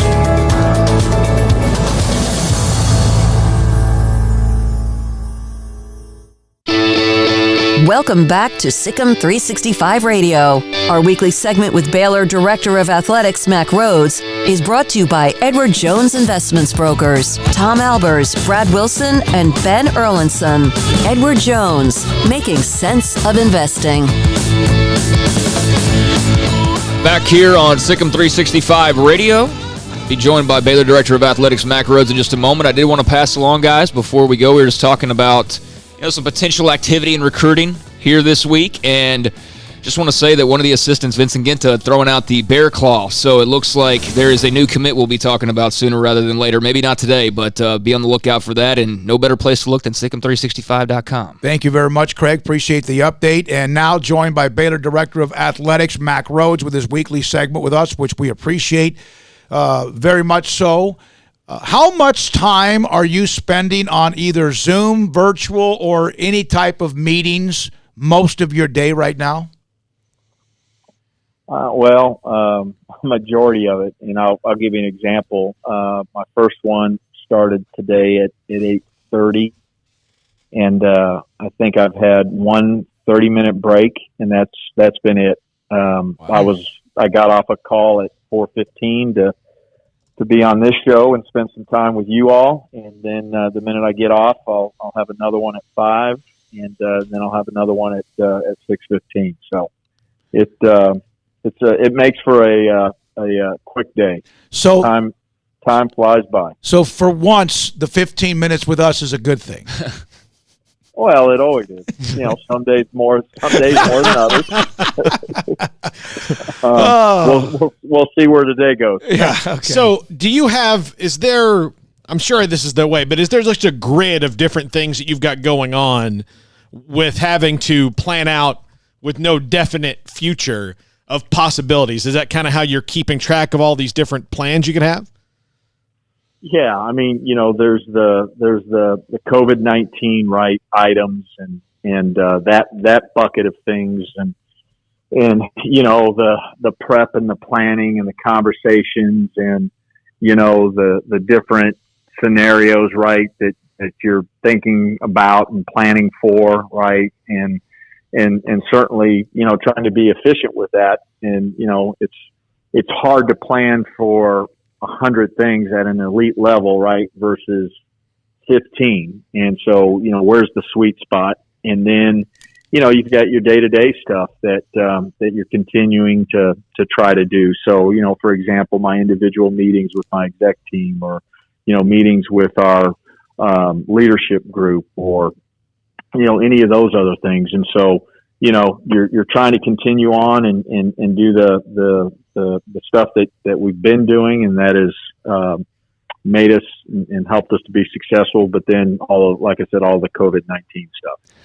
I saw where Bob Bowlesby had an interview with Seth Davis of The Athletic, and one of the pieces of that article, Bowlesby floats the idea of having a split season. Just, I guess there's a little concern about a wave coming again in the fall. But Matt, I know there's a ton of ideas out there. As far as the conference is concerned, what is the communication like, and what is, I guess, boiling down to what's really being discussed right now? Because I know there's so many things going on, and yet so many things you guys can't really do yet. So what's kind of the talk with the conference office for you guys? Yeah, so,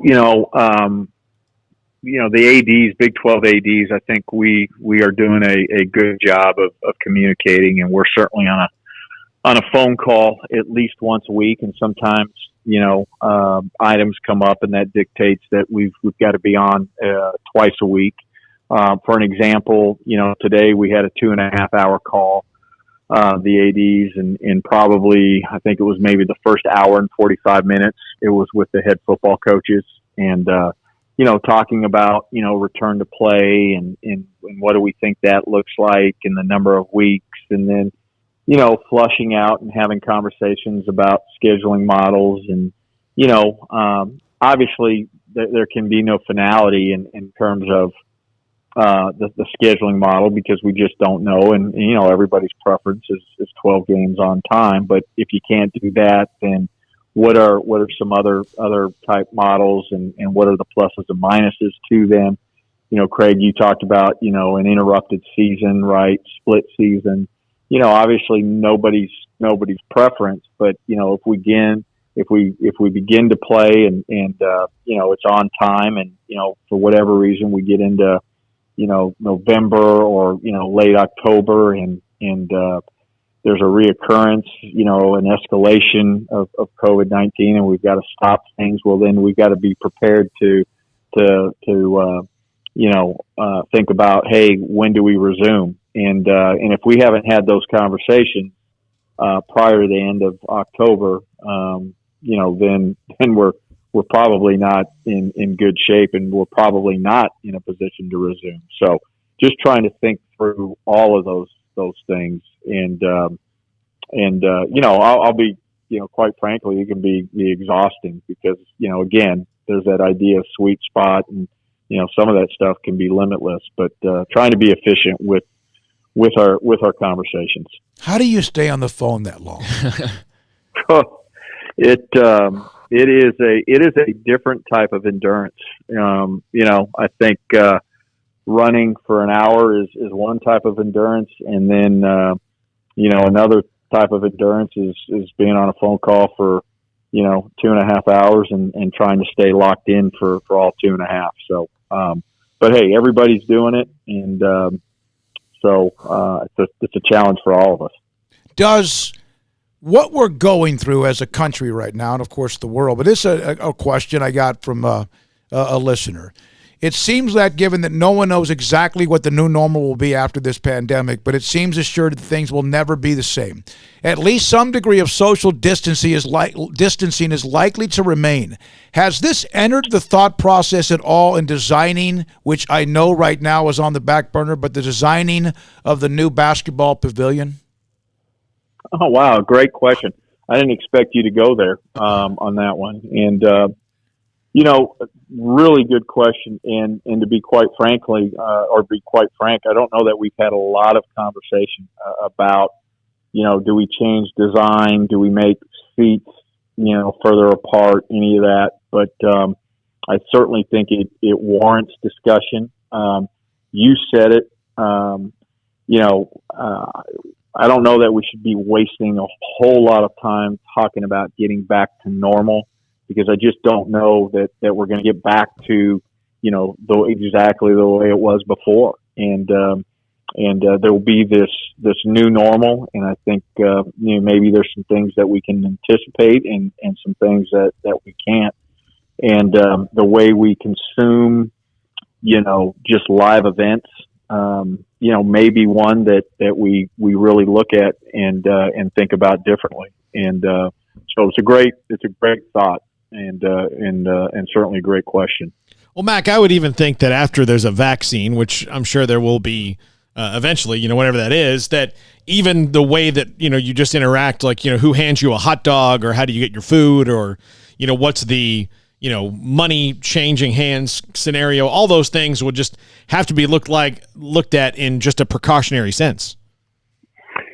Yeah, I don't think there's anything, that's off the table. I think you're right. I think the way you do concessions, right, is it more grab and go stuff, right? And just thinking through that stuff,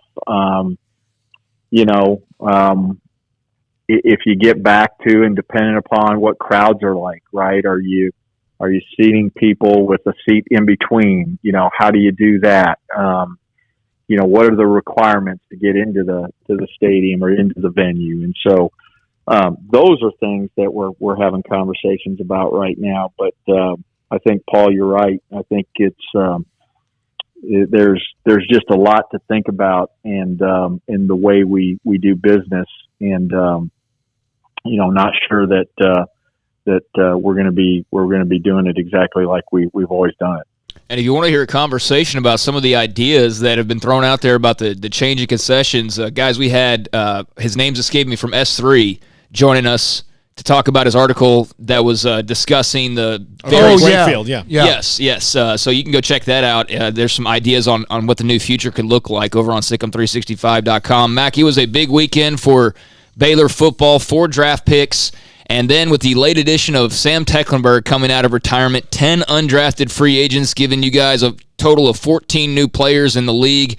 Obviously, the draft looked different, but still came off without a hitch. And just your thoughts on 14 guys getting the opportunity to go play pro football.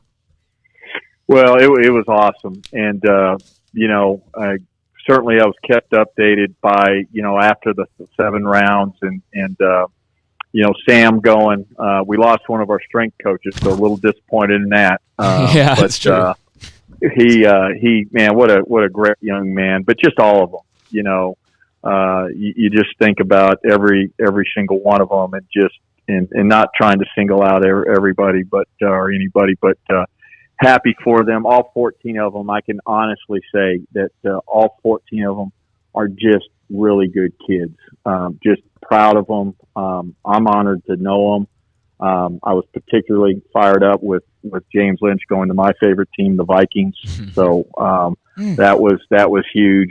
I think about Denzel Mims, and I've been here long enough, 3.5 years, to see him grow and to mature, and to go to the Jets, where I think he has a chance with Darnold to make a huge impact. But I can say that when I first got here, wasn't did Denzel have the ability? Yep, absolutely. But I wasn't sure that he had the mentality, and just to see the way he matured and just almost grew up before your eyes, and now he has a real opportunity to make a living playing football at the highest level. But man, just all of them, Blake Lynch, all of them, man.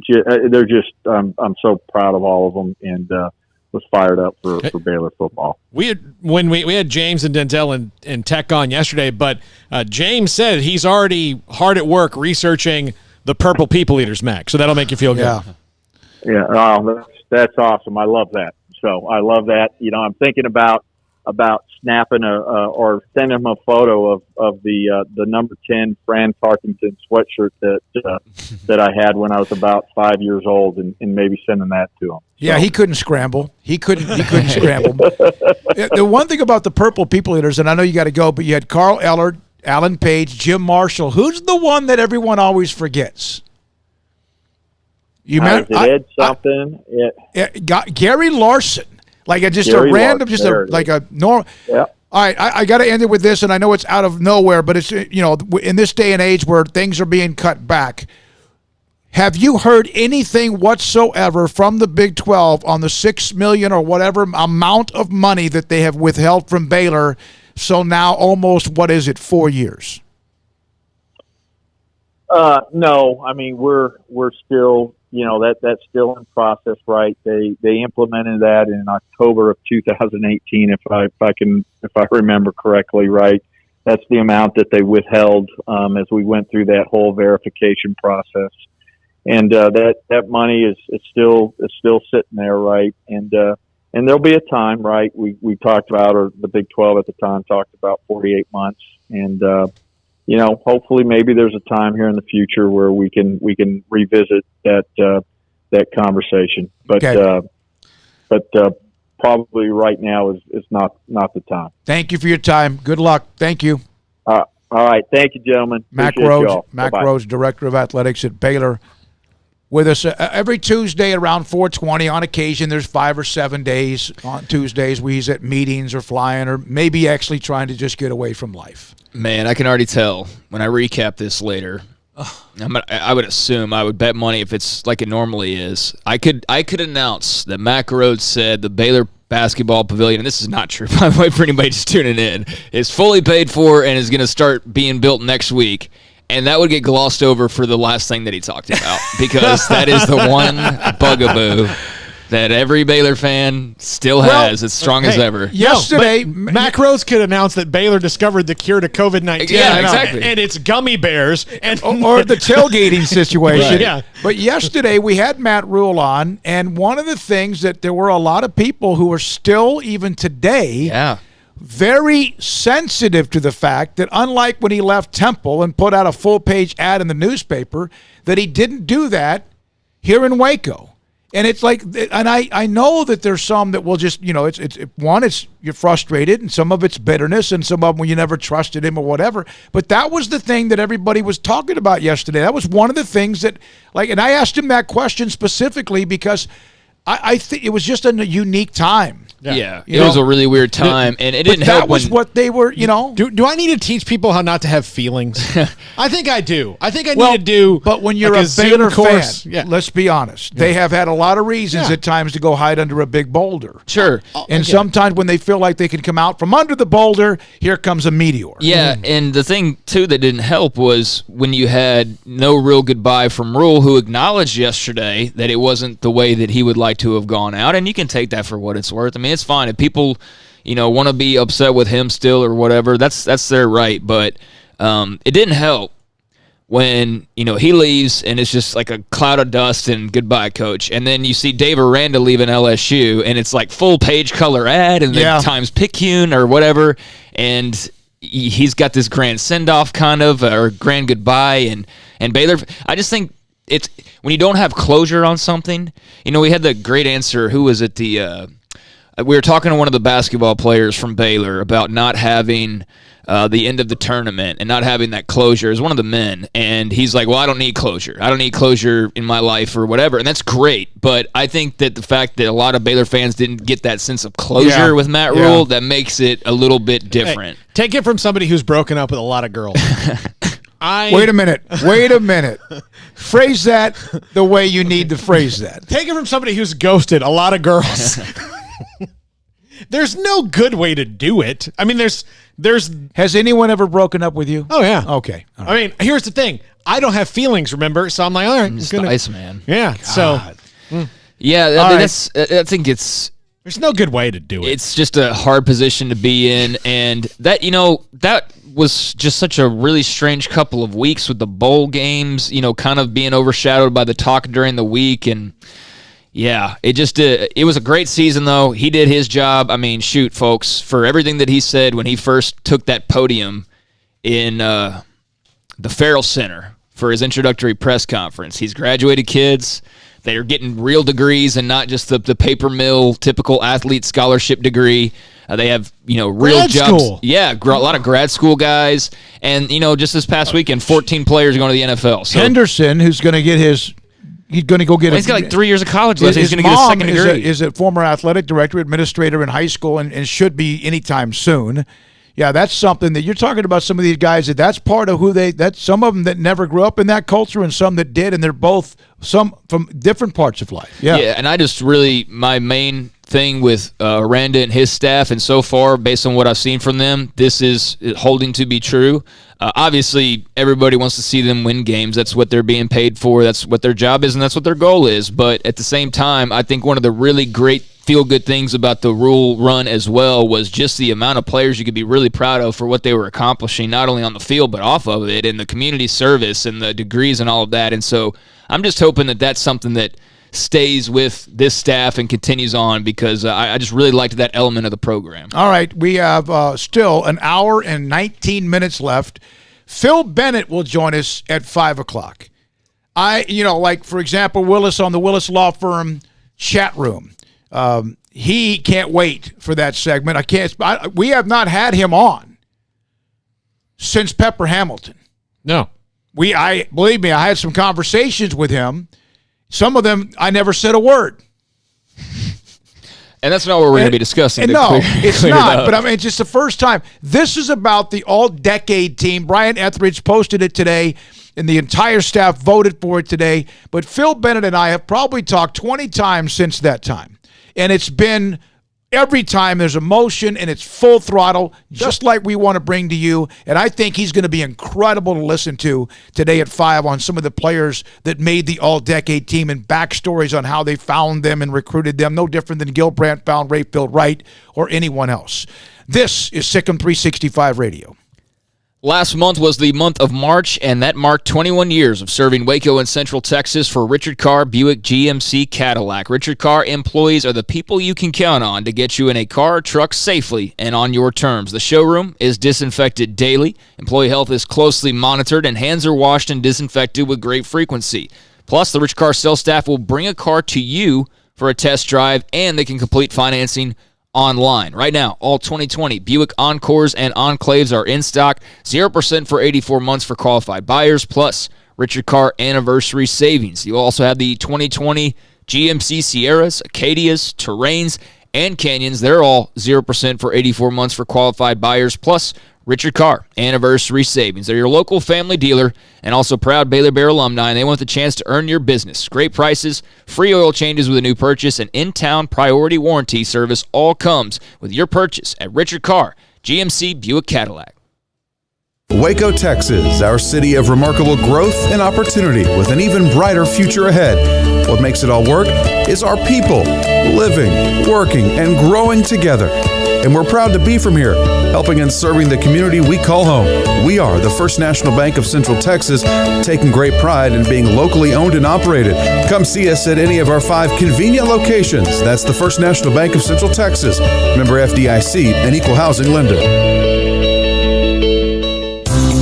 Ideal MRI is a small family business right here in Central Texas. We are open to support our community through this crisis. When you need an MRI, ask your doctor for an Ideal MRI. Visit us at idealmri.com or call us at 833-IDEAL-MRI. Texas Board Certified Personal Injury Trial Lawyer and Baylor alum David Willis and Baylor alum Parker Willis are ready to help if you or a loved one has been wrongfully injured in an auto accident, SUV rollover, industrial accident, 18-wheeler crash, or were seriously injured by a defective product or recall drug. Call them for a confidential and free case consultation at 1-800-GOT-HURT or visit them at texastriallawyer.com. Principal office located in Houston, Texas. Dr. Kent Petty wants you to be the highest performance man you want to be. Are you sluggish, lack energy? Do you suffer from low sex drive? Petty Clinic Low T offers discounted comprehensive lab work to check on your various levels that can make a difference. It's not only time for you to be the man you want to be with higher energy and stamina and improved sex drive, but also the healthiest and high performance man. Screening for cardiac heart disease risk, EKG, cholesterol panel, blood pressure monitoring, testosterone or growth hormone deficiency, male infertility, hepatitis C, and prostate cancer screening. Petty Clinic Low T offers replacement therapy for testosterone or growth hormones, weight management therapy, and nutritional advice. It's not only time for you to be the man you want to be with higher energy, stamina, and improved sex drive, but the healthiest and highest performance man. PettyClinicLowT.com, PettyClinicLowT.com on Old Hewitt Road, just off Highway 84 in Woodward. PettyClinicLowT.com. Hi, this is Conley football coach Shane Anderson. I'm a proud listener and supporter of the all-new Sikkim 365 radio show with David Smoke, Paul Catalina, and Craig Smoke. This is Waco, and this is Boozer's Jewelers. When locals want luxurious jewelry and at a competitive price, they come here. This is Brad Boozer. He's the owner of Boozer's Jewelers. Boozer's is the premier wedding ring store. They specialize in loose diamonds and wedding rings. At Boozer's, they have 7 jewelry counters dedicated to wedding rings and diamonds only. They also specialize in heirloom jewelry, custom jewelry, watches, and much, much more. So what are you waiting for? Stop on in today and discover why the locals trust Boozer's for their jewelry.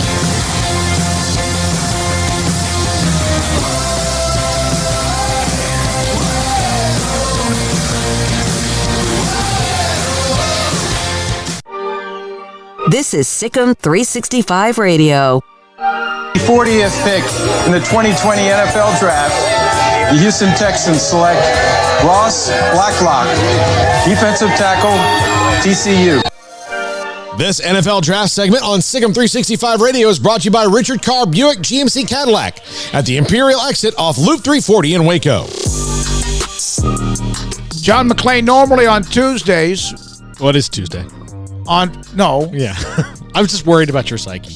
I'm sorry. You were what? I'm worried about your overall psyche. Normally on Tuesdays at 5:30, but he was kind enough to move a little bit early. Adrian Peterson expected to join us following Phil Bennett at 5:30 with Peterson. And so John McClain, Hall of Fame writer, Houston Chronicle, with us on Sikkim 365 Radio. Okay, Blacklock, a tremendous player from TCU, their first pick in the draft. Your overall thoughts, John, with what they had to do and what they had to deal with, and as far as what they had and how well they came out of the weekend?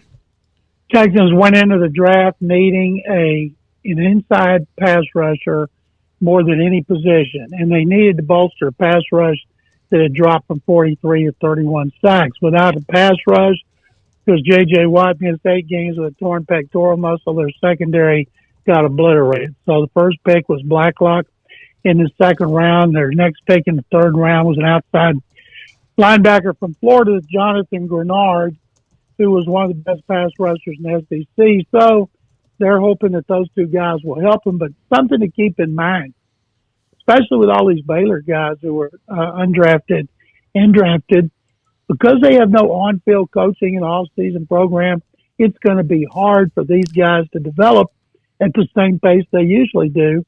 And it's hard for rookies anyway. So I look for a lot of rookies to get off the slow starts or maybe not contribute much right away. John, overall, what grade would you give their draft? I gave the Texans a B-. I gave in the division Jacksonville an A, gave Indianapolis a B, Tennessee a C+, and my two best drafts overall, because they didn't have multiple first-round picks. It's hard to mess up when you got multiple number ones, was Dallas and Baltimore. I gave both of them A+, thought that every pick both those teams had was terrific. John, was there anybody they picked up after the draft through the undrafted portion, obviously, that was of any intrigue to you? They got a receiver. Can't remember his name now. Georgia. He's a good punt returner, Simmons. And they need a returner, but I'll be surprised if there'll probably be one undrafted free agent. They got a guard from TCU they like a lot. I'm trying to figure out how TCU could have all this talent, including 3 of the top 40, and not be a better team last season. Gary Patterson's trying to figure that out too. Yeah, I think TCU fans are trying to figure that out as well. So in the end, John, I thought, and I'm not a guy that's like dives completely all in. I'm not a draftnik, so to speak. And there was a time when I knew all the players, or at least thought I did. But I thought, considering everything that's been going on, that what the NFL Network and ESPN and ABC and all the people did together as like a team was spectacular. What was your overall thought? Guys, I've covered 44 drafts since I left the Tribune-Herald in 1976. Started covering the Oilers in 77, and it's the best draft I ever covered. I covered drafts before there was an ESPN and there was no television. Under the circumstances, I thought it was tremendous. I wish they could do it every year. They won't. It'll be back to the pomp and circumstance in Cleveland next year. But seeing everybody at home, seeing the wives and the kids and the dogs and the different setups, and seeing Roger Goodell look like he was ready to introduce movies on the Turner Classic Channel, I thought all of it was great. And the people, the unsung heroes of this draft were the IT guys. Some of them had to sleep on the street in Winnebago's outside general managers' houses. One had to sleep in a basement of a coach. Those guys kept it going. They did a great job, all-time ratings. And I know we're going to look back at this because hopefully we'll never have it again because of the circumstances. But I don't know how anybody could not have loved this draft. John, what were your thoughts on the Cowboys' overall draft? I thought the Cowboys got an A+. I mean, any idiot could take CeeDee Lamb. All they had to do was wait. Nobody thought he was going to be there. Their big three is now big four. You guys saw him play. You saw what he did against Baylor in the championship game. Getting Trevon Diggs, the corner, in the second round. I did 12 mock drafts and had him going in the first round in all of them. Neville Gallimore from Oklahoma, who we saw a lot. I thought he was a second rounder. Got him in the third. When you get Trevon Diggs and Reggie Robinson from Tulsa to come in and compete to help replace Byron Jones, that's good. To be able to get Gallimore, that helps offset, and Bradley Ane to help offset the loss of Robert Quinn is good. And Tyler Biotis from Wisconsin, they put out the best offensive lineman in college football every year. And I'm not saying right away, but at some point he will replace Travis Frederick and do a really good job. We had Matt Rhoades on yesterday, and he discussed a lot about his time at Baylor, but also a bit about the draft. John, all defensive players for Carolina. That's not something that we typically see. I don't know that I've ever seen that. I gave the Panthers an A because they lost a lot of defensive players, and I thought they just did a great job. I told the Texans they should draft Bravion Roy because they needed a true nose tackle to replace DJ Reader. They did not. Rule got him. There's two things about Baylor. I was happy to see Clay Johnson get drafted after he blew out his knee. That was really good. He can go out there and play with Bryce Hager or the Rams And then the other one was James Lynch going in the 4th round of Minnesota. I thought he should have gone in the 3rd, thought he would all along, but he's going to a playoff contender. He should be happy. And if you guys haven't seen it, Pete Thamel on Yahoo is one of the top college writers in the country. He sent out texts to like 100 coaches, and they came to the consensus that the best pick, the best value was James Lynch. And I thought that was tremendous. It's great to see Baylor have so many guys drafted and signed as undrafted free agents, and they ought to be very proud about where that program is right now. Everyone knows this. I'm a lifelong. I just had Leon on the Riverbend Liquor and Wine text line ask me about a Redskins receiver, Golden out of Liberty, who torched Baylor. Candy Golden, Antonio Gandy. Yeah, Golden. he's a pretty good player. But I'm numb to how inept they are. It seems as if they have made some decent moves. But what about what they finally were able to do to unload what had been a cancerous situation, not using that word flippantly, but with Trent Williams and San Francisco picking him up, and what Washington got in return? Well, first of all, you could have called me because you're probably the only person in your listening audience that gives a damn about the wow. But I'll say this, even the Redskins couldn't mess up Chase Young. They got the best player in the draft. And in the 3rd round, Antonio Gibson, who's listed a wide receiver, he had 33 carries last year and averaged 11.5 yards a carry. He's 228 pounds. He ran a 4.38 at the combine. I think he was one of the best picks in the draft. Sadiq Charles, who had off-the-field issues at LSU, he's got talent. They took him in the 4th round. If he's got his head on straight, he'll help them. And then Antonio Gandy Golden, small college. It's hard for receivers to make a quick adjustment, especially when you don't have an off-season program like he will. But I gave the Redskins a B, and even Dan Snyder couldn't script Chase Young pick. But the 49ers, were kind of wheeling and dealing. Joe Staley retires, and then an hour later they get Trent Williams. Yeah, is that just John Lynch working his magic? No, first of all, John Lynch gets all the credit. Kyle Shanahan has in his contract. He gets final say on personnel like 6 or 7 head coaches do. San Francisco knew Staley was going to retire because of injury issues after 13 years. They asked him to keep it quiet. They got so lucky in the 1st round. Javon Kinlaw, the 2nd best interior lineman, they get him to replace the traded DeForest Buckner. And then they get Trent Williams. And I'll say this about Williams. He's 32 years old. He missed all the last season. I don't know ever of a player who missed a season, came back and played as well. And then he had injury issues before that. And what got him on the outs with the Redskins, he had some tumor on his head or brain, and they didn't diagnose it right according to him. So he wasn't going back. So he's not going to be as good as Joe Staley. What I don't understand is why the 49ers, they could have taken, instead of Javon Kinlaw, Tristan Wirfs, a great offensive lineman, and plugged him in and not worried about it like Staley for another 13 years. So Trent Williams said he doesn't have to have a new contract. Well, next year at 33, it's going to be really hard to get a new one. Paul? Craig? No, I'll save a question about Deshaun Watson for next week. I think we're low on time. Okay. All right. Hey, John, thank you, buddy. Appreciate it. Thanks for My jumping on pleasure, earlier. guys. Yes, sir. John Thank McClain. You Hall of Fame writer John McClain. I saw where Shireen Williams of Pro Football Talk got yet another honor. She's, of course, is in the media or broadcast Hall of Fame in the NFL.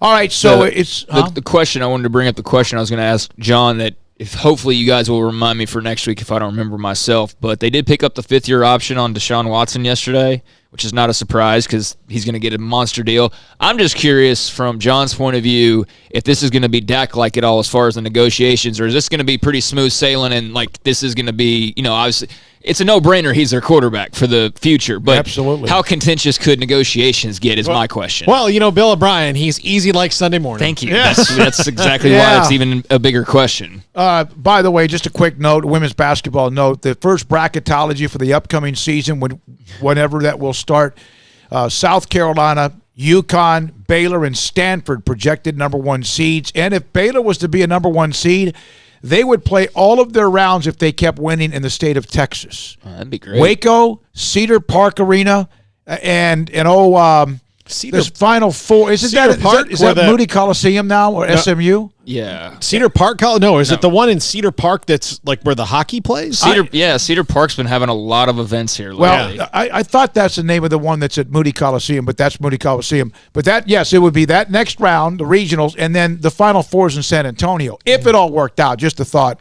of the opportunity. It's kind of like what Duke does in men's basketball. They always end up playing right next to where they are in the first couple of rounds and the regionals, and then the Final Four is like in Atlanta. And, of course, you have to keep winning to get there. Now, coming up, the all-decade Sikkim 365 football team was released today. The defense was released today. Offense tomorrow. Brian Etheridge spent an enormous amount of time on this, as did everybody on staff. We all voted. How does Phil Bennett think of how we did?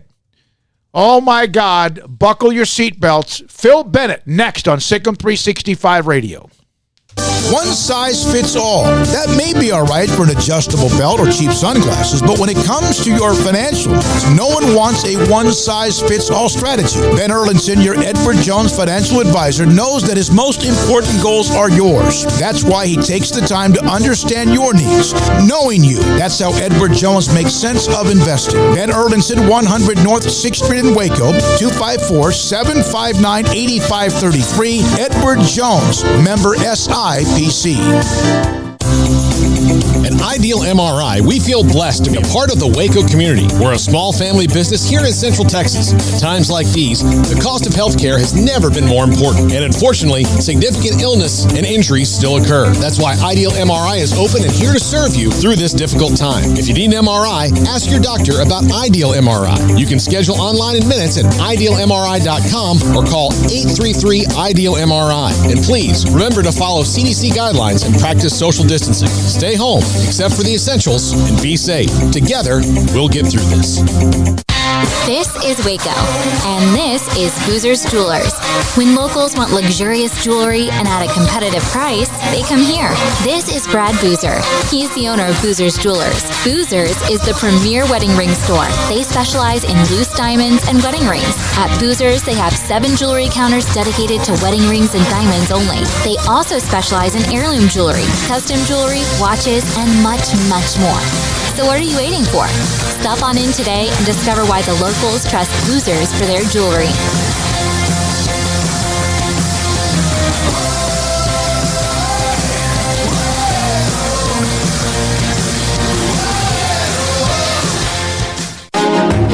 Texas Board Certified Personal Injury Trial Lawyer and Baylor alum David Willis and Baylor alum Parker Willis are ready to help if you or a loved one has been wrongfully injured in an auto accident, SUV rollover, industrial accident, 18-wheeler crash, or were seriously injured by a defective product or recalled drug. Call them for a confidential and free case consultation at 1-800-GOT-HURT or visit them at texastriallawyer.com, principal office in Houston, Texas. I hate my job, but I don't mind getting up in the morning. I dread each day, but I can't wait to get out of bed. You ask me why, and what I'll say to you is true. Well, you can get breakfast tacos at Rudy's Barbecue. Scrambled eggs and brisket, they ain't fooling around. Sausage wrap, son, they're the best in town. Barbecue for breakfast, yes, it's true. Put a smile on your morning at Rudy's Barbecue. Next in line. This is Sikkim 365 Radio. The 5 o'clock hour is sponsored by Edward Jones Investments with financial advisor Brad Wilson. Investing his time and experience back to you and your money during today's changing times. Edward Jones, making sense of investing. More play action, wide open in the end zone, touchdown Thornton. They lost him again, and a 29-yard TD strike. This is Sikkim 365 Radio, presented by IdealMRI.com. When life is stressful, there's an ideal solution. Ideal MRI. Here's David Smoke, Paul Catalina, and Craig Smoke. All right, here we go. We've had Hall of Famer Rayfield Wright. We'll hear from Adrian Peterson at the bottom of the hour. Great to hear from all of the guests that we've had on, including Larry Fedora, Baylor offensive coordinator we had on earlier today. We're now joined by, is a great friend of the show's, have stayed in touch with Phil Bennett over the last 3 or 4 years, and he joins us live on Sikkim 365 Radio. Coach, and you'll always be Coach. How you been handling all this downtime?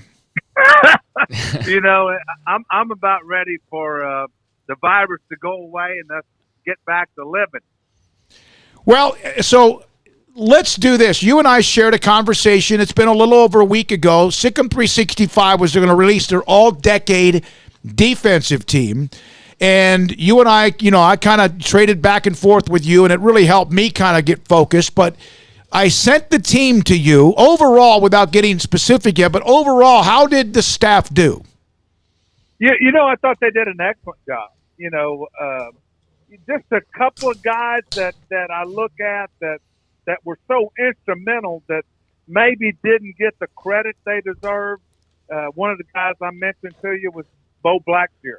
Mm-hmm. You know, Bo was as good as Billings was, which he was.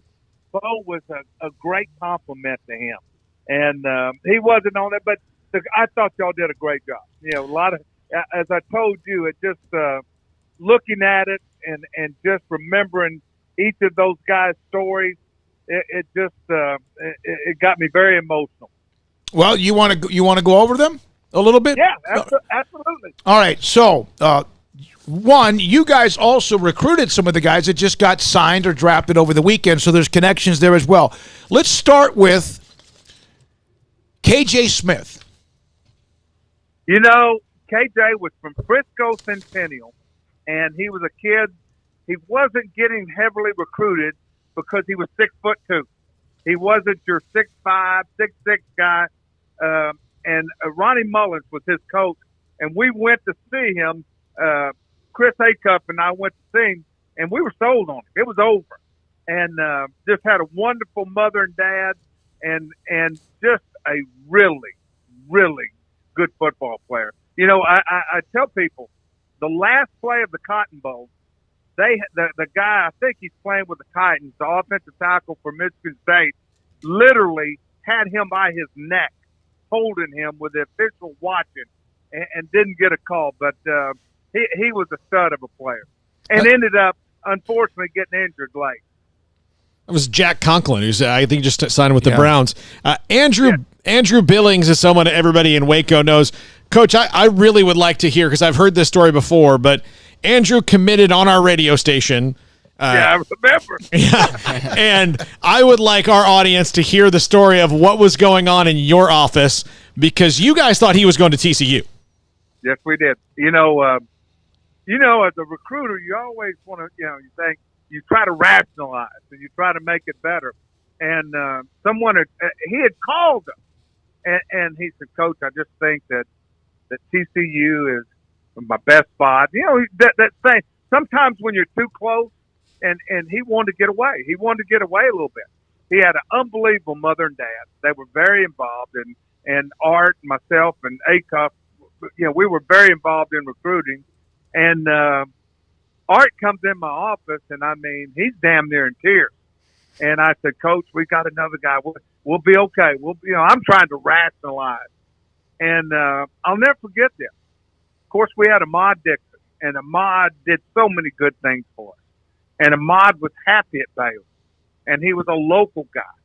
And Ahmad had called him. This is a true story, and sort of y'all. I think you guys thought he was going to TCU also. Mm-hmm. I know Gary Patterson did. And then we're sitting in there, and I'm in my office by myself with the door shut, and I could hear it, the other people, and I'm sitting there, and I said, "I don't want to listen to this." And then all of a sudden, everybody went crazy. And, as Andrew told me, the coach, it just sort of hit me. You know, I guess Ahmad called him right when he came into y'all, right outside of the office, the studio. Mm-hmm. And he said, "Coach, I just knew." I said, "I can't go to TCU. I've got to go to Baylor." And what a player he was, and he is, and a wonderful kid.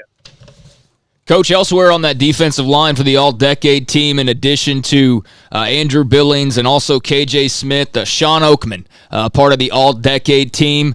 Obviously an incredible story, what he's gone through the last few years and what he's bounced back from. But I got to think, Coach, and I have a question for you later on, who's the most maligned or dissected player, but I would have to imagine Sean was up there because he got so much attention and so much attention was paid to him constantly. But your thoughts on him making the all-decade team? Yeah, Smokey and I talked about it. A lot of people thought he was more looks than play. And the truth is, he was a dominant player. People did it freed up so many people. I remember when we beat Oklahoma State up there, they had like 2 or 3 guys assigned to Sean. And he was a guy, he was a raw guy. He wasn't a guy that had played a ton of football. And when we got him, and he just Chris Acuff did an unbelievable job with him. And he just got better and better and better. And it was just, and I don't think his career's over, but it was so disheartening that he got off track. And because I do believe, after 14, when we won the Big 12, he very easily could have been a top 2 or 3 round pick. And he decided to stay because we'd all talked about it. We thought that he needed to develop a little bit more. And he was a much better player than, a lot of people thought it was just looks. They called him a bus player. I remember somebody said he's a get off the bus first. I never saw that. I thought I've had enough of him. He was very productive, and he made it a lot better for other guys. The linebackers, Hager, Lackey, which was a tremendous story, and then Taylor Young from DeSoto. Hey, they're not any better, as good as I've ever coached. And I've had Hall of Fame guys, good at all 3 of them. I mean, they had the one in every one of them had the one intangible that you want is they could get to the ball and they could get to the ball without wasting a lot of steps. All 3 of them, tougher than nails. And just, but now, the other thing, other than Bryce 6'2", Eddie was 6 foot, Taylor, I used to give him 5'9", he's probably 5'7". I still remember when I brought him in. He'll tell you this story. I brought him in at the school. I kept watching him, and I kept telling myself, I said, I can't offer this guy a scholarship. I'd get laughed out. Finally, I went and watched him practice one day, and he was by far the best player on the field at DeSoto, by far. And when I brought him in, I remember Art looking at me like, holy cow, But after the first, when he got there, Art told me, he said, God, Bennett, he's everything you said he was. And just like I said, they also had that it factor. Eddie Lackey, unbelievable story. Went to a Division III school, and in Michigan, came back to the junior college at Riverside. I go in there, they have 3 linebackers that are all getting recruited by everybody. Eddie was committed to Hawaii. They have the kid that played for the Cowboys that went to Texas Tech. Another one, Williams, went to Nebraska. And the coach told me, he said, Lackey's the best player of all of them. And he came to the game we won. We beat Texas. That was a cold, rainy day. He came. His father and his mother came to that game, and I said, "Can you flip?" And you might want to ask him this, but I think Dave Aranda was recruiting. Oh. He was. He absolutely was. I think that's who because Dave called me and he said, "Man, you stole one of my guys," and phenomenal player. I mean, had he not hurt his shoulder, I've told many people this, he would have been. I mean, Eddie could run 4.5 or better. All of those kids could fly. And, it's funny. Those guys at Texas used to ask me, they said, where do you find these kids? And that's one of the things that we did. We were able to, we searched high and low, finding guys, and they might have been an inch short, a little bit light, But the common denominator, they could play and they could also run. We didn't take anybody who couldn't run, and Eddie could run. Phil Bennett is our guest. Again, the all-decade team has been released, the defensive team released on Sikkim 365 Radio. The Baylor segment brought to you by Richard Carr Buick GMC Cadillac. Baylor Bear Hotline from Richard Carr Motors, doing everything they can to help you during the difficult times, and they're open just off the Imperial exit off Loop 340. Paul? Now, the nickelback is Blake Lynch, a guy I know that you didn't get to coach very long, and when you were there, he was on offense. But I've always got the feeling, I didn't know this, just knowing you, Coach, I had a feeling that you were trying to, switch him to defense from the time he got on campus. Hey, I told him when we were recruiting, he was in Troop, Texas, and his coach at Troop was a dear friend of mine, lifelong friend, Dennis Alexander, which you know, Smokey. Yep. And then he goes to Gilmer, and he had his mom, his little sister, and I go there. The coach at UTSA was there, and we ended up. And I was laughing. I said, "You know, you're going to end up with me." And when I was there, of course, he was a great offensive player too. But I kept looking at Blake. I said, "Man, you are the perfect will or what we call our bear backer." And Phil Snow, put him there, and the rest is history. I think he will have a legit chance to play for the Vikings. I talked to the assistant general manager, and he said, "Is he tough enough?" I said, "Absolutely." I mean, in high school, he played quarterback, running back, receiver, DB. He played everything. And that's what you're looking for. And his best football is really coming up. Coach, taking away from the team for just a second, how many, I guess, GMs or coaches or whoever in the NFL were reaching out to you over the last few weeks, few months in regards to a lot of these guys who we saw getting drafted or signed on Saturday? Well, obviously I had the kids at Baylor. One of the fun things watching this year, Baylor, was all those kids, we handpicked them. Clay Johnson, Bravion Roy. I took Bravion Roy because in a fight, Westfield and his school, Springs, he went after Ed Oliver. And it just endeared me. And he was a badass. But all those guys, Henry Black, Graylin Arnold, linebacker, Clay Johnson. Bernard, we were recruiting, and our guy from Paris was announced. I was involved with all of them because we were so proud of them. And I told many people. I told Phil Snow. I told all of them. They did a great job with them this year. Jameson, Houston, all those guys. And also my guys at Arizona State. So I've done this so many years. All those guys I know well in the NFL, and I got a lot of calls about a lot of kids. And the fun thing is, I don't think there was anybody at Baylor that I would ever say I didn't think couldn't play, because I think they all could. One of the interesting parts is we weave it out of this almost like a documentary, and we'll get back to the team itself. Phil Bennett with us on Sikkim 365 Radio, is that you and I, when I've spoken to you and Phil Snow and some other coaches, whether it's Matt Rule or others on the staff that has been there the last 3 years, you guys ended up having a pretty good relationship, sharing information, and they reached out to you to help them a little bit on occasion, didn't they? Yeah. I mean, they're good people. Listen, they didn't create the situation we were involved in. I'd known Phil Snow and Matt. I tell the story. I interviewed Matt for a GA job when I was at SMU, and he was at UCLA, and just good guys. And coaches people get caught up in that, and our situation had nothing to do with those guys. They came in and did what they had to do, and so it was always. I'm a believer. I love coaches. Both of them are passionate coaches, and it was fun watching them win this year. Defensive backs.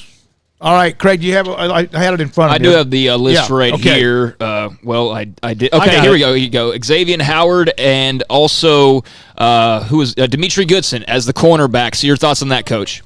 Well, X was a guy. When I write my book, I'm going to give y'all an excerpt. X was a guy. Me and Buck go in there in the spring, and X was going to go to Trinity Valley, and I asked the coach. I said, can I see his transcript?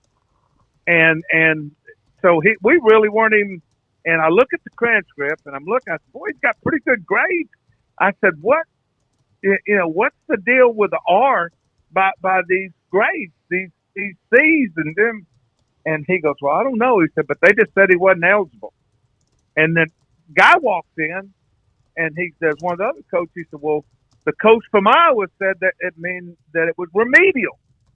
I said, really? I said, remedial. As luck would have it, this is a true story, and X will tell you, a woman comes by, she's a counselor. I said, why did you put him in these remedial classes? She goes, we don't have remedial classes. And I said, what is the R for? And she said, remote. He goes to a different building off campus. Oh, my goodness. And this is a true story. I looked at Buck. I said, get Art on the phone right now. And we had him signed within the day. Man, and now one of the highest paid cornerbacks in pro football, yeah. Yeah. And then Demetrius was another one. I mean, me and Art, of course, we knew his father. His dad called me. His dad was in federal penitentiary. And I get a call from the federal penitentiary and another guy, the coach at Klein. And he said, this kid was a great football player, hadn't played football. They called Art, too. And we were talking, shading him. And really, I called the basketball coach. I think his name's Few. Mm-hmm. And, and he wasn't the easiest guy to talk to, but I made him talk to me. And he said, fastest guy up and down the court I've ever had. And he was playing up there. He was starting. And his brother went to A&M. Mm-hmm. So we had some ties. We said, let's take a chance. And I'm telling you, he came in, worked his tail off, and he got really good in a hurry. I mean, the Thursday night game we beat Oklahoma, he put on the show. I mean, he took away the deep balls, and had he not, gotten hurt in Green Bay, everybody up there loved him. And he was just another unique story. Coach, we had the discussion, I guess it was a couple of weeks ago, on just the most rewatchable games in Baylor football history. And that game you're talking about, that Thursday night Oklahoma game, the blackout, gets a lot of love. The Big 12 title win over Texas. Is there one for you, the most rewatchable game from that era that you could watch over and over? The game that it would have to be TCU in 14. Because I'm going to tell you why.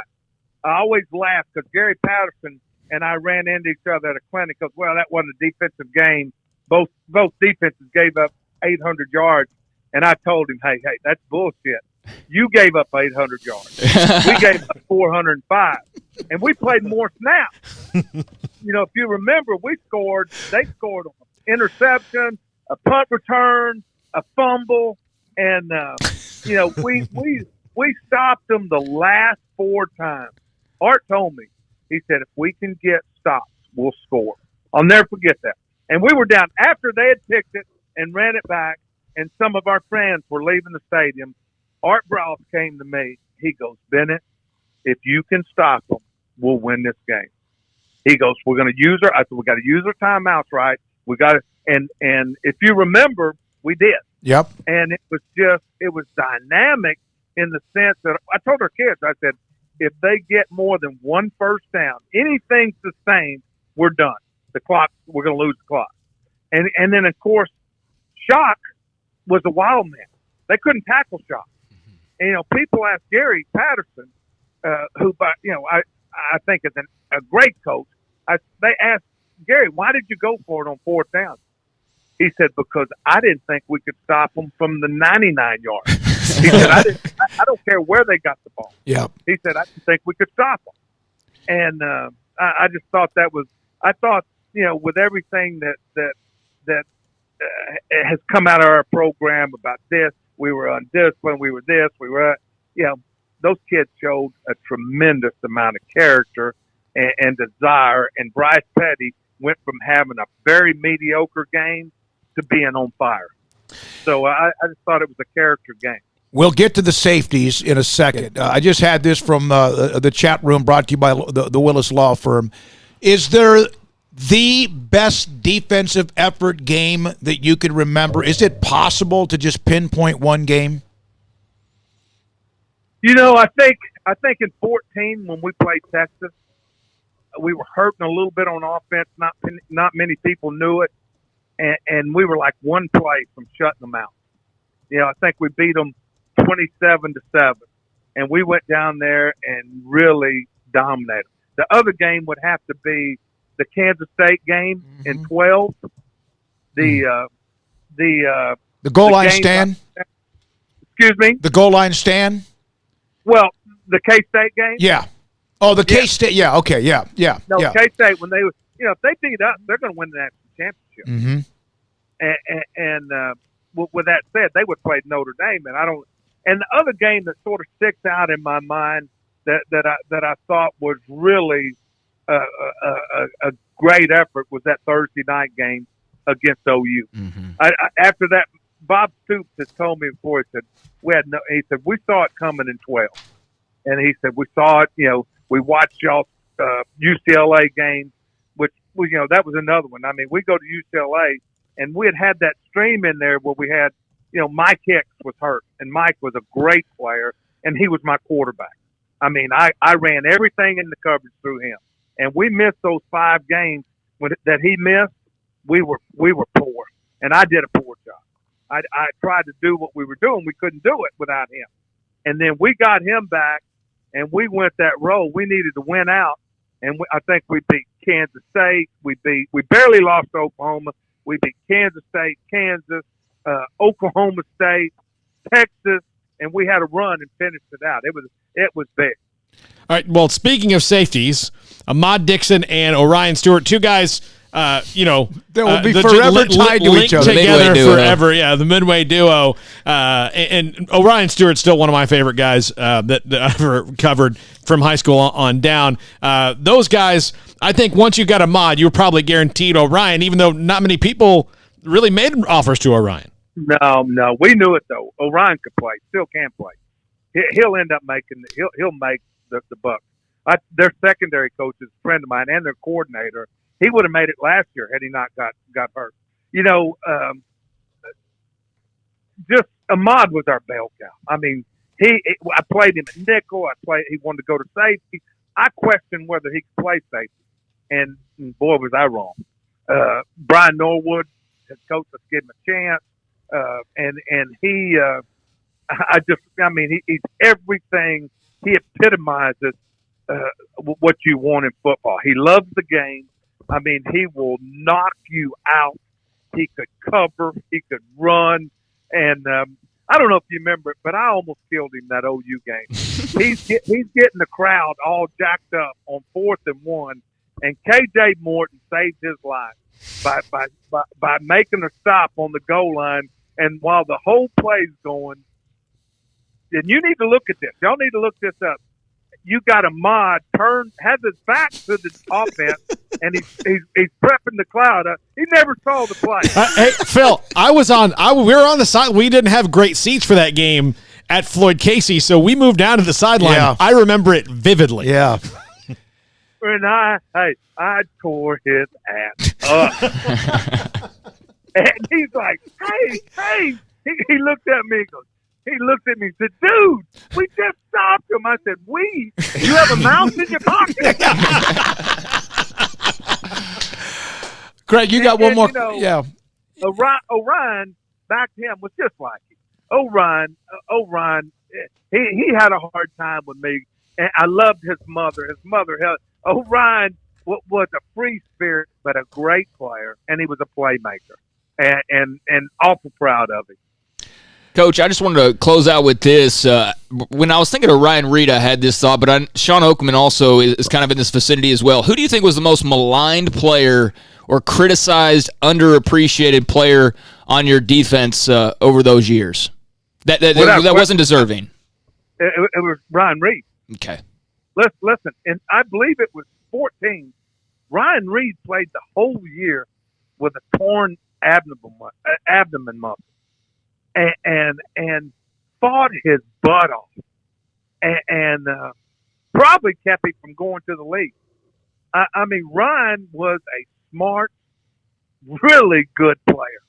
And you know, and you know, let me say this too. People, I tell people this. They say, well, I've told Smokey this. I was so proud. 13, 14, 15, 16. We were only one of 4 teams. I think 4 or 5 teams. Did you ever look that up, Smokey? Yeah, no, you gave. I actually brought that stat on the show. I went and looked at Football Scoop, whoever it was, and I did. It's Michigan State. It was Clemson. Yeah, I believe. Yeah, and we gave up 5 yards or less, and points per possession. We were as good as anybody in the country. But with that said, Ryan was a guy that you know, we had to play 16. When my career at Baylor, we played 16.7 possessions a game, more than so many more possessions than anybody. For example, I think last year Baylor's defense played 10 or 11 possessions a game. So we played 5 more possessions a game, which is half a damn game. And our deal, and Art told me when I went there, he goes, Bennett, we're not going to change. But we also did this. If we got ahead of you, I mean, we took the ball. We would take the ball when nobody else would, and we'd be ahead 28-0. If we got 3 and out, we'd be ahead 28-0. But that was saying that Ryan played a lot, and he went up some great guys. If you remember in that TCU game, that was him against the big receiver on 4th down. He made the play. Mm-hmm. Yeah, Phil. I really enjoy, anytime we have time. There's times when you've called me in the last 3 or 4 years in the conversation. I just sat there and listened to you. We miss talking to you. It's great to have you on this show. As you know, we have gone through our own transition in life with this new show. And I'm happy for you. It looks like it's going to be a good deal. Yeah, it is. And having you on and reminiscing about these players and kind of giving us a little feedback on it is fantastic. It really is. There's one more guy, and I know we're up against a break. By the way, we have to move you on so we can get Adrian Peterson on, and I've told him he has to wait. Sam Hall, how much was he a critical part, like a Mike Hicks or like guys that sometimes are overlooked? Oh, there's no doubt. I told you that before. We had him at safety, and he was out of position, and we knew if we could get him to that position, we switched him and Ahmad, and it flicked. I mean, he was smart, intelligent, tougher than nails. He's everything that you wanted. He literally at the TCU in 13, I think it's 13. He's the one tipped the ball that we intercepted in the end zone to win it. Great player. Thank you, man. Great to hear from you. Thank you, guys. Hey, happy for you. I hope things go well. Yes, sir. Thanks, you Coach. too. Thanks, Thank Coach. you. That's Phil Bennett, man. And I knew that would be 30 minutes of unfiltered. And there's so many things we could have gone. We could have gone on for hours. You made one mistake. That was booking Adrian Peterson after Phil Yeah, Bennett, because he easily could have gone 60 minutes. And I just heard from Adrian. He's good. Coming up next, future Hall of Famer. Right now, Redskins running back and Texan Adrian Peterson on Sikkim 365 Radio.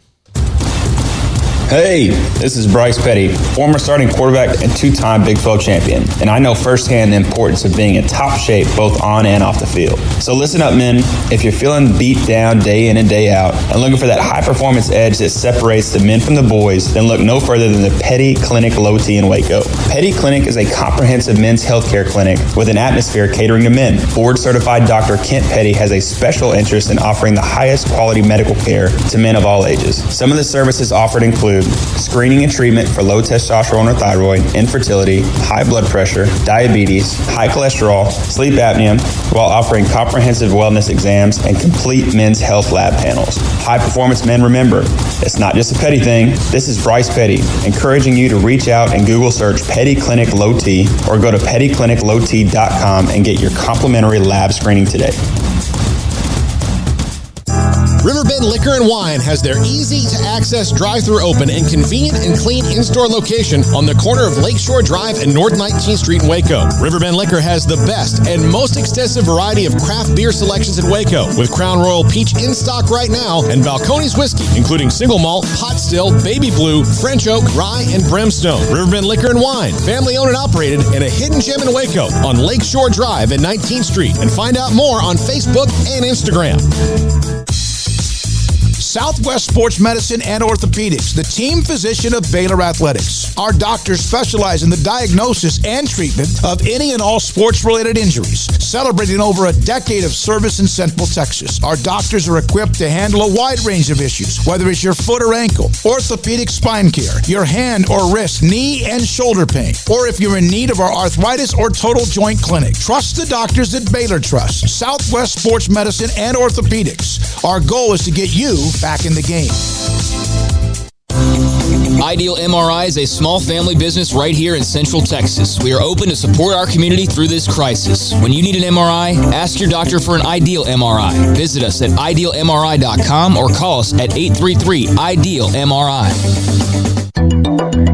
It takes time to reach goals. It's a truth that applies to more than sports. It goes for your financial goals as well. You work hard for your money, and you deserve an investment strategy that lines up with your game plan. And Tom Albers, your Edward Jones financial advisor, can help. If your financial investments aren't putting forth the effort you desire, stop by today for a financial review. Tom Albers, 4301 Lakeshore Drive, 254-776-7605. Edward Jones, member SIPC. This is Sikkim 365 Radio. Just inside the 10-yard line. Peterson dancing around, goes back the other way, runs by Fletcher Cox. He'll get to the end zone. And a touchdown for Peterson. Here we go, 5:34. He will one day be inducted into the Pro Football Hall of Fame. He's in every other Hall of Fame possible. Palestine High School, Oklahoma, NFL, putting himself in the top list all time of running backs, and he joins us on Sikkim 365 Radio. And I consider him a good friend of mine from the days when he was a high school player and had a chance to interview him, Adrian Peterson. How you doing, young man?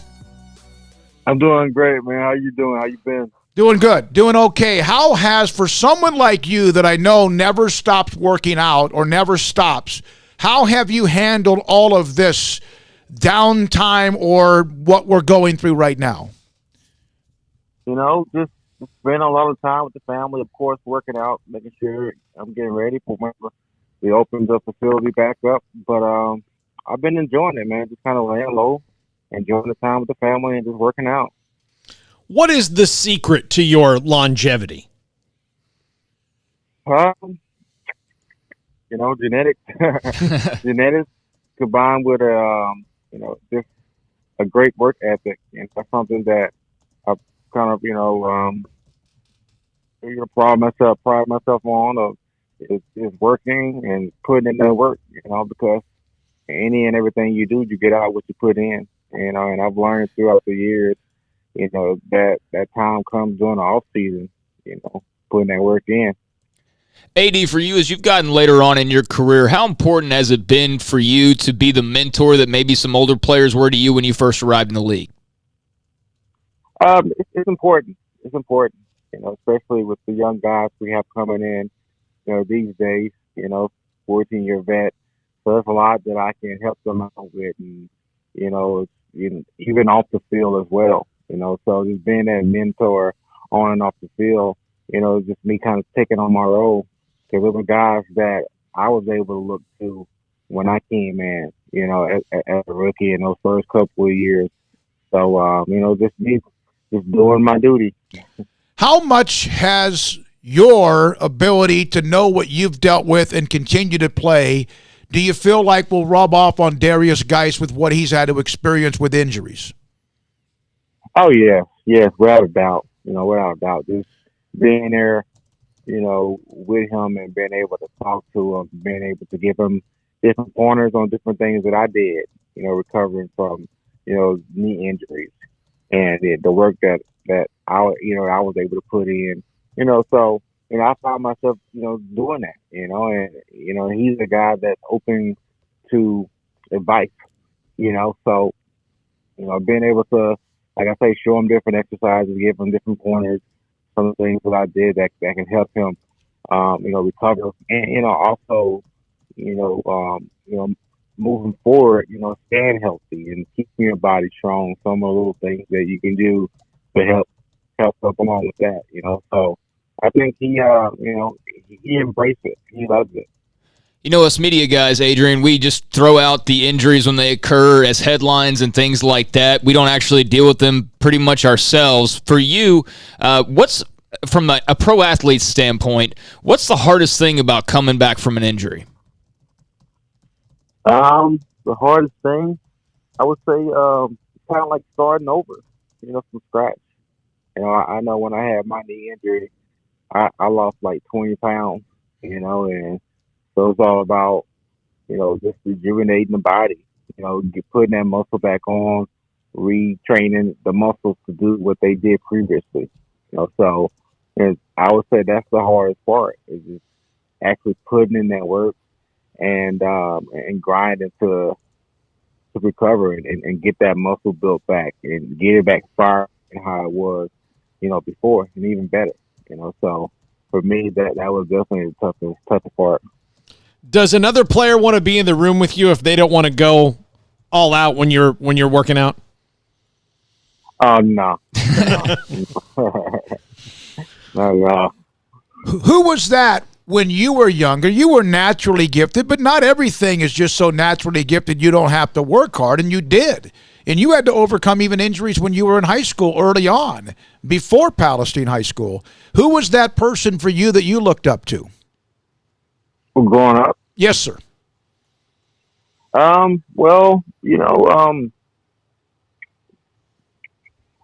honestly, I really did, have anyone, like dealing with my injuries and stuff that I was able just to kind of look at and see and say, okay, well, this guy did this and this guy did that. So for me, it was just all about just my mindset and, just my will and determination, and knowing that, through all things, Christ can get you through it, so I've always been firm in that belief, so no matter what I've dealt with, injury-wise or just life in general, I've always had that outlook and knowing that, if I put in the work, if I set a game plan and just start executing it, then you'll start seeing the results. You'll see the fruits of your labor. I heard R.C. Slocum tell a story one time about when you were in 7th or 8th grade, he had come to Palestine to recruit somebody, and because you're a little bit of a bigger kid, I don't know if it was like you were doing the presidential fitness test or something, and he completely forgot about the person he was coming to recruit and wanted to come and watch you. Do you remember that story at all? No, that was a long time ago, but that's pretty awesome. AD, you are obviously a big Sooners fan. Being a Sooner yourself, you're very much a guy who will cheer fellow Sooners on when the moment calls for it. So you saw a lot of those guys go off the board this weekend with the NFL draft. Are you kind of like a proud papa when it comes to the program when you see guys getting that opportunity?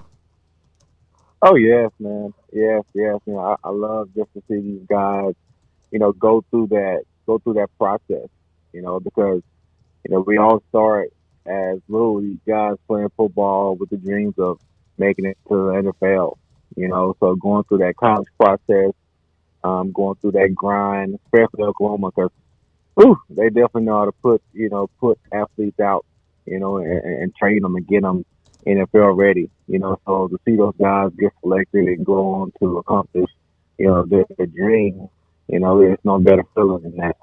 By the way, did you see where Samaje Perine got picked up by the Bengals? Okay, I can see that. Yeah, so now they got Rodney Anderson, Joe Mixon, and Samaje Perine. Are you going to go join the Bengals soon, Adrian? Oh, man. Sure, it looks like they don't need any more help back there with those two Sooners. Yeah, no kidding. They've got 14,216 yards. You have amassed a bunch of yards rushing through thick and thin. Do you remember basically almost every yard? Nah, I can't say that I do. I remember 298 of them, 296 for sure. Oh yeah. Yeah. That's one game that I can sit back and say I recall those yards. With half of them. I mean, 90% of them came in the second half. And had like 40 yards against the Chargers in the first half, and 250 something the next half.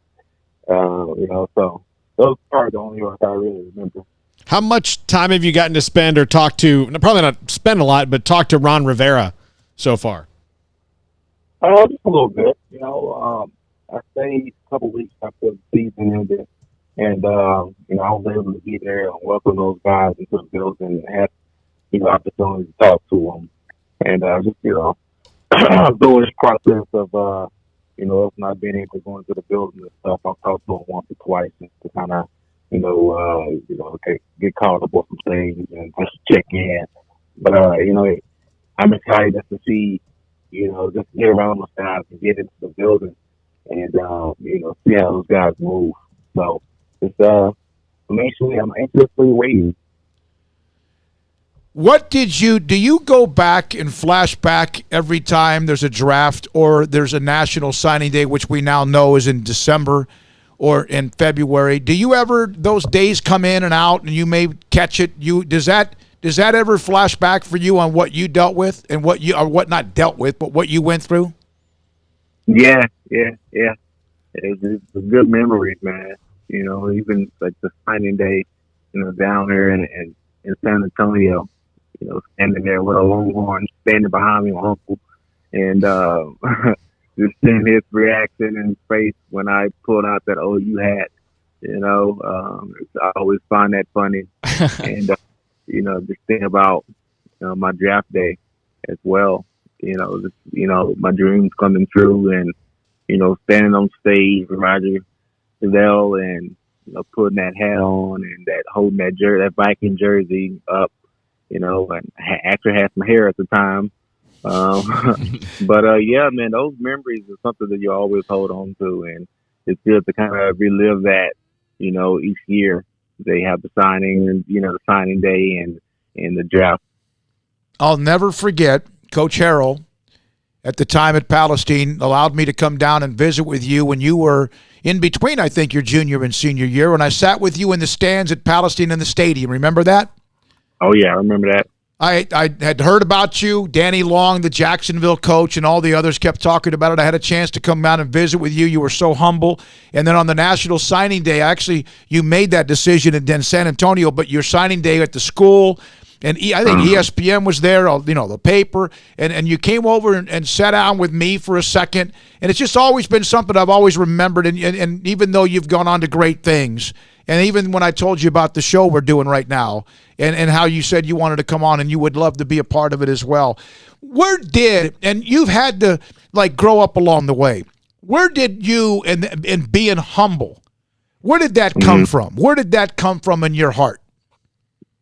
I got it from my mom, I definitely must say that, just kind of growing up and, not having everything you need. And, a lot of people, don't. And trust me, there was people that grew up in way, worse situations than I, but just kind of watching my mom move and how she dealt with people and how she handled different situations and everything, so I just kind of molded myself after her, so I always just kind of be respectful and be appreciative, of the things that you got, and, be appreciative of people as well when you see them going through some of the struggles that they deal with as well, because you can always find something to complain about, but, there's always someone out there that's going through, worse things than you are, so for me, it was always easy to just remain humble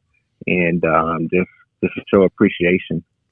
Hey, Adrian, I know we got to go, but I just wanted to tell you we're kind of actually similar in age, but I'm from East Texas, from Tyler, so I heard about you way back then. I've followed recruiting for like 20-something years and have followed the Sooners for a long time as well. You are my favorite player of all time, like far as football-wise goes, and I just want to say, man, really appreciate all the mileage you put on your body and the pain and all that you went through for the pleasure of fans, and obviously I'm just very proud of the success that you've had, man, and it's just a tremendous honor to talk to you, so I really appreciate it. No problem, man. Thank you, man. I appreciate that. All day, Adrian Peterson, Palestine High School, University of Oklahoma, 5th all-time rusher in NFL history, with us on Sikkim 365 Radio. Adrian, thank you very much, my friend, and have good. Stay safe, and we'll see you down the road. All right, Smoke, man. I will. You guys take it easy. Thanks for having me. Yeah, thank you so much, Adrian Peterson. 14,216 yards. He went past, I think, both LT and Curtis Martin. May have even dropped and went ahead of Jerome Bettis, LT and Curtis Martin last year. But he won't break the record because Emmett's is so ridiculous. 4,000, a little over 4,000 yards away. And Frank Gore hasn't quit yet, has he? No. Frank Gore's still adding. And he's 3,000 yards away, but he continues. So Peterson's 5th. 14,216. Barry Sanders, who quit and retired early, not quit. 15,269. Gore, 15,347. Walter Payton, who had that record for a long time, 16,726. And Emmett took every ounce of blood from his body to get to 18,000, as far as he could away from everybody. Yeah, 18,355. And he got. Maybe a little lucky. Barry Sanders decided to retire incredibly abruptly. Yeah, that's always going to be the debate. Yeah. Just like Jim Brown when he retired. As a Cowboys fan, I would like to thank the Detroit organization for continually treating their stars so ridiculously poorly. Yeah, they have an incredible history of it. They just Barry Sanders and Calvin Johnson both, and Calvin Johnson's body was starting to really wear on him. Barry's not so much, but it's just like, you know what? I don't want to play. I'm done. Yeah, and I wouldn't call that very personal, but I got a little personal there with Adrian just because I've watched him for so long now, and I still remember being at the Cotton Bowl his freshman year versus Texas. You and I were sitting in the stands, Yeah, and cousin Patrick, I think, was there as well. And I just, being an East Texas kid and him being close in age, I just was already a fan of his, and then he goes to Oklahoma and has a career that he has, and then the NFL, obviously, where it looked like at one point, he went through some tough times. Yeah. It looked like his career was probably over.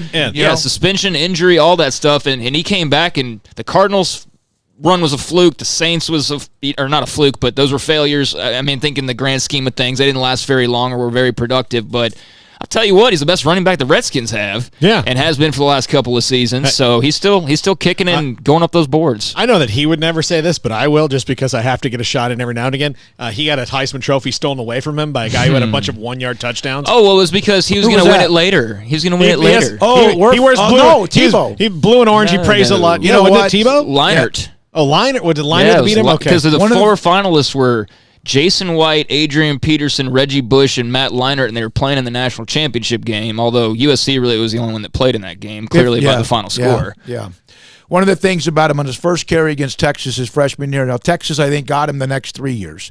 The first, or whenever he eventually left, but the first carry was like inside the 5-yard line, and he takes off and goes to about the 50. Yeah, he almost took the whole way. And there's so many names of the Texas-OU rivalry, from Marcus Dupree to Edwin Simmons and Adrian Peterson, among others. And I know there's been bigger names in some cases of that rivalry, but some of the young kids that would come into that rivalry and take off and become, like, there was a stretch there with Dupree and Edwin Simmons. I remember that. And, of course, Adrian was in the mid-2000s or so. And that freshman game, there was also a little extra to that, because not only was it OU Texas, but I mean, Texas was the choice. He talked about his uncle who was upset with who he's like. There was that element to it as well. When we come back, Sikkim 365 Radio, we hope. And my goodness, the Willis Law Firm chat room has exploded with some of your responses in amazing fashion over the interview with Phil Bennett as well. This is Sikkim 365 Radio.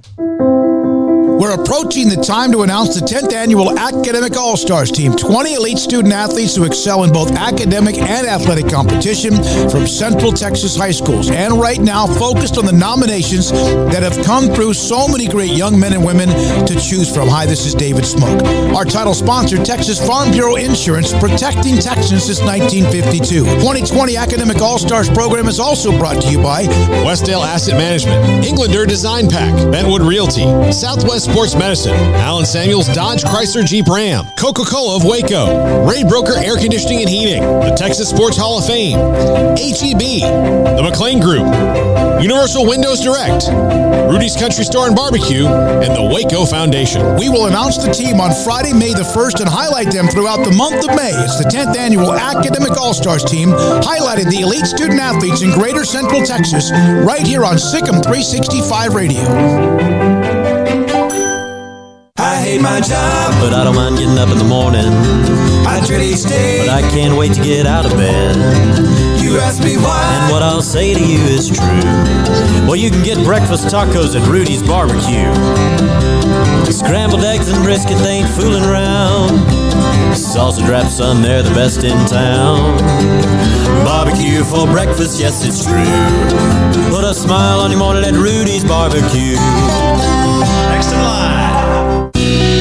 Let Camille Johnson Realtors guide you seamlessly through the process of buying your dream home or selling your current one, commercial, farm and ranch, or residential. Camille Johnson Realtors can smoothly and successfully lead you through any transaction with a team of 24 experienced agents who are excited about serving you. Camille Johnson Realtors services the entire greater Waco area. If you're in the market to buy or sell, contact Camille Johnson Realtors, 104 Midway Center in Woodway, or find them online at www.camillejohnson.com. Camille Johnson Realtors, elegant, charming, warm. Welcome home. Sikkim 365 Radio is presented by IdealMRI.com. Ideal MRI is a small family business right here in Central Texas. We're open to support our community through this crisis. When you need an MRI, ask your doctor for an Ideal MRI. Visit us at IdealMRI.com or call us at 833-IDEAL-MRI. In this day and age, you must be able to change how you do business. Think outside the box to ensure that you service your customers. And at Waco Custom Marketplace, we've created our own drive-thru for your Monday, Wednesday, and Friday shopping needs, 10 a.m. to 6 p.m. So you can still order and enjoy from our great butcher shop and bakery, including 2 pounds of 8-ounce salmon fillets for $24.05, 2 pounds of 4-ounce catfish fillets for $4.90, sliced ham or turkey, American cheese and smoked sausage, fresh chicken breasts, 3.5-pound whole chickens, sliced bacon, boneless pork chops, 80/20 ground beef, 4 pieces of sirloin steak or 4 pieces of ribeye steak from $19 to $35. Marinated beef or chicken fajita meat plus a loaf of bread. Fresh carrots and Idaho or red beef potatoes or white onions. Pinto beans and white rice, flour tortillas. So the great product, customer service, and tradition continues at Waco Custom Marketplace with a drive-thru only Monday, Wednesday, Friday, 10 a.m. to 6 p.m. Waco Custom Marketplace, 425 Lake Air Drive in Waco. This is Sikkim 365 Radio. The Baylor All-Decade Defensive Team has been released on Sikkim365.com. Brian Etheridge put out all the nuggets and stats and much more. You could debate this forever. Phil Bennett's given us his feedback on some of the players, some of the backstories. I love the part when he said when he went to go watch Bravion Roy's Westfield and Spring are in a game, they get into a brawl, and Bravion Roy goes after Ed Oliver of all people. That was greatness. Bravion, we've brought up that Midway Spring playoff game that was just Midway played so many fun games that were just classic games and against some good talent there being in 6A, but that spring team was pretty dadgum loaded that beat them, and Bravion was also joined by Lonzo Gilmore, who signed with Texas Tech that year, and then Xavier Jones, who just got picked up this past weekend from SMU after 2 really good years under Sonny Dykes. So they were a pretty talented team, and Midway was freaking talented as heck too, with several Division I guys. But I definitely remember watching Bravion that night, and I can't remember if he was a commit or they were just recruiting him heavily. I don't quite recall, but I do remember going like, wow, that guy could definitely help. And, well, here we are 4 years later, and he's in the league. Yeah, Xavier Jones and Ben Hicks eventually became teammates for a while until Hicks went to Arkansas.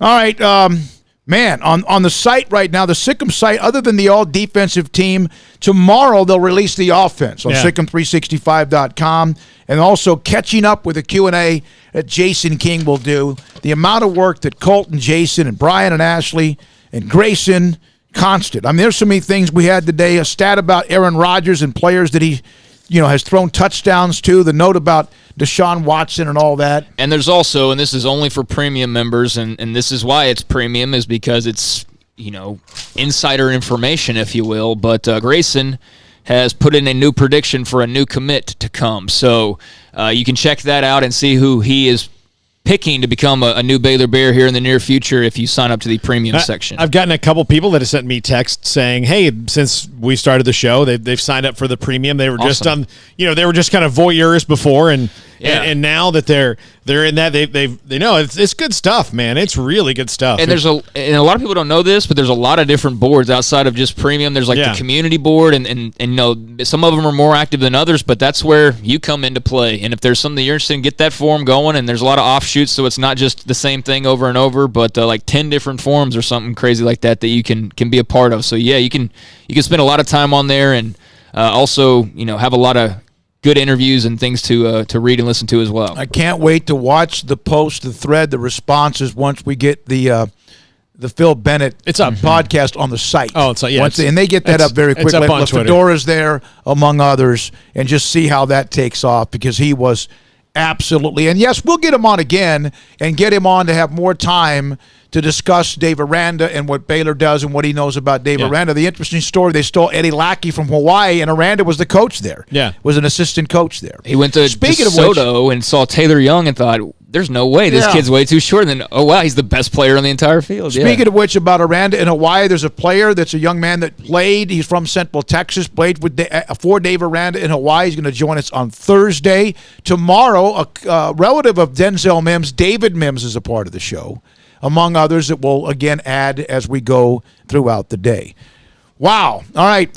Man, that was fun. That was a lot of fun. Hope you enjoyed it. Larry Fedora, and we did more than just, virtual meetings. It was great. Rayfield, Wright, the Hall of Famer, Mack Rhoades, Hall of Fame writer John McClain, Alvin Brooks III, on he and Jerome Tang being honored as some of the best assistant coaches in D1 basketball, Phil Bennett, and Adrian Peterson. Our show, of course, presented by IdealMRI.com and Dr. Rob Maxey. And it is AD for all day. I understand his initials are AP, but call him AD, please. That's one of my biggest bugaboos. Thanks for those of you in the Willis Law Firm today on the chat room. It exploded, and they'll be happy about that as well. Thanks to Riverbend Liquor and Wine, text line, and all those, including Leon and others that responded to us today. And it wasn't just Leon, but also the 254 and 972 and the 936 and the 254. Thank you for all that. For Craig Smoke, Paul Catalina, I'm David Smoke. Thank you for listening whenever you do, however long it might be, and good